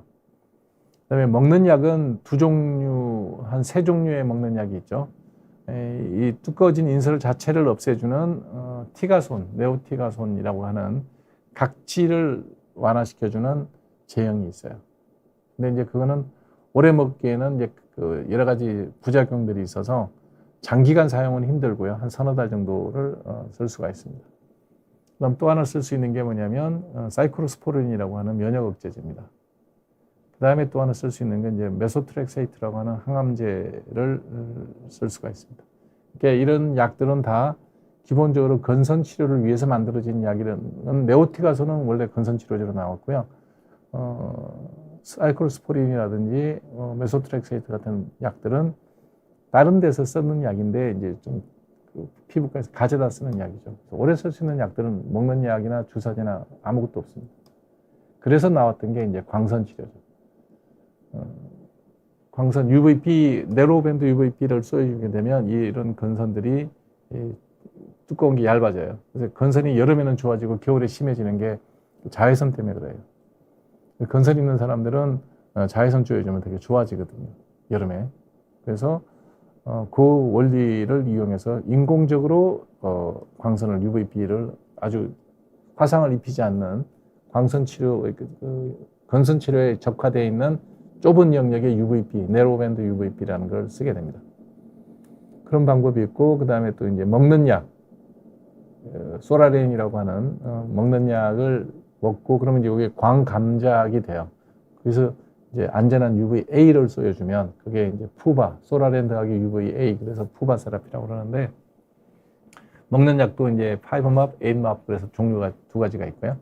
그런 약제들을 쓰고 광선을 쏘여주는 치료 방법도 있는데 이런 전신형, 온몸에 다 생기는 전신형에는 광선 치료를 할 수도 있습니다.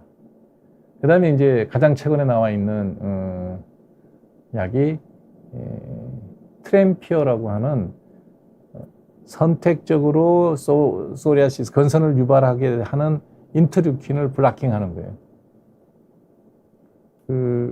우리가 전에 썼던 스테로이드는 모든 면역 시스템을 블락킹을 해요.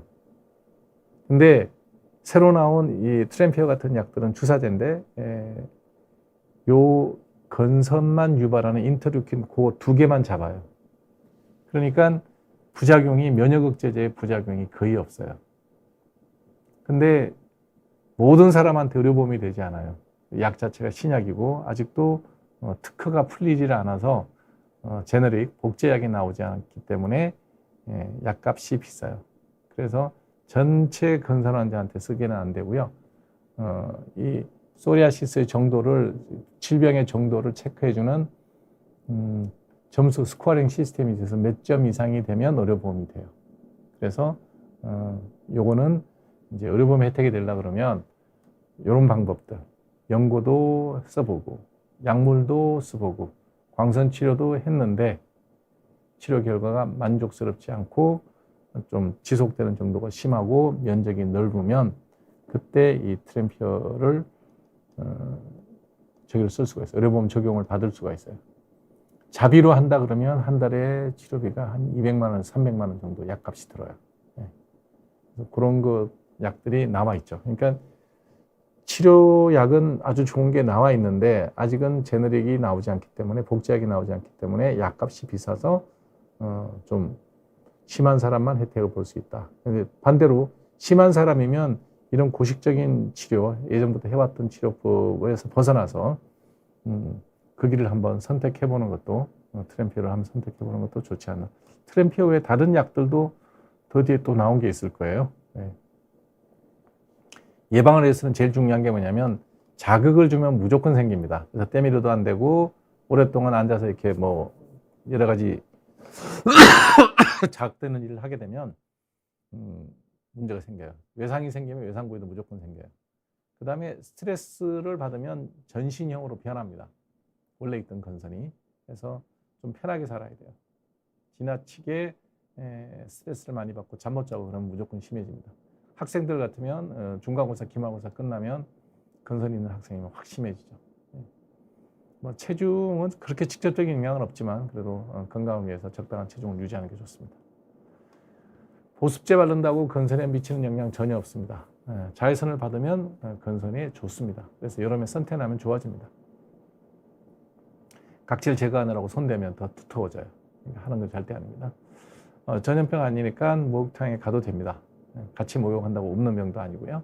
근데 문제는 옆에 있는 사람들이 불편하죠. 모르니까.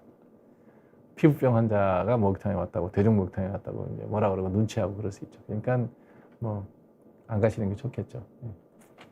물 많이 마신다고 건선이 좋아지는 건 전혀 없습니다. 이 전신성 질환이기 때문에 뭐 물 먹는다고 좋아지는 것도 없어요. 그래서 건선 자체는 뭐 피부병이지만 아주 심하면 손발톱도 건선이 먹을 수가 있고요. 더 심해지면 건선 때문에 관절염이 생겨요. 그러니까 소리아틱 아스트라이티스로 해서 관절에 염증이 생겨갖고 변형이 오고 되게 힘들 수도 있어요. 그래서 건선이 전신적으로 많이 생기는 사람이다 그러면 반드시 대학병원을 가야 되고 가서 이제 면역 이뮤노 모듈레이트죠. 선택적 면역 억제제를 사용하시는 게 좋습니다. 가벼운 경우에는 뭐 많지 않을 때는 바르는 약으로도 다 좋아집니다.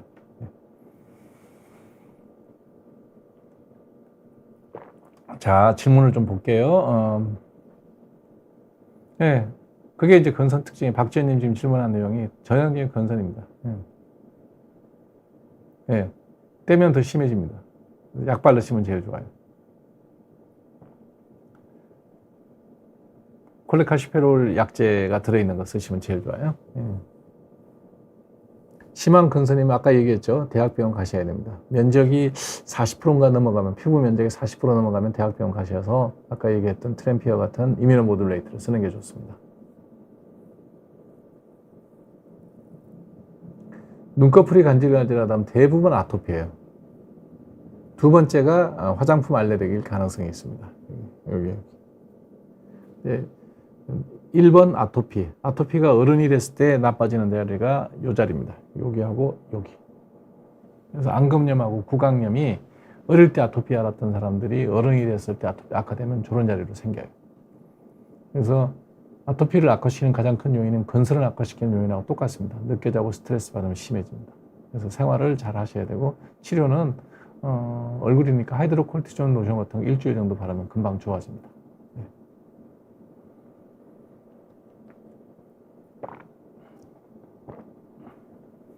네, 원래 예정된 시간이 아니라서 많은 분들이 들어오지는 않았네요. 네.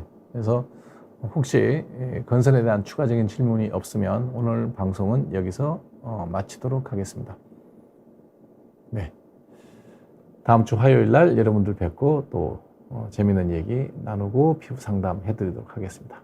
긴 시간 동안 함께 해주셔서 고맙습니다. 네. 다음 주 화요일 날 뵐게요.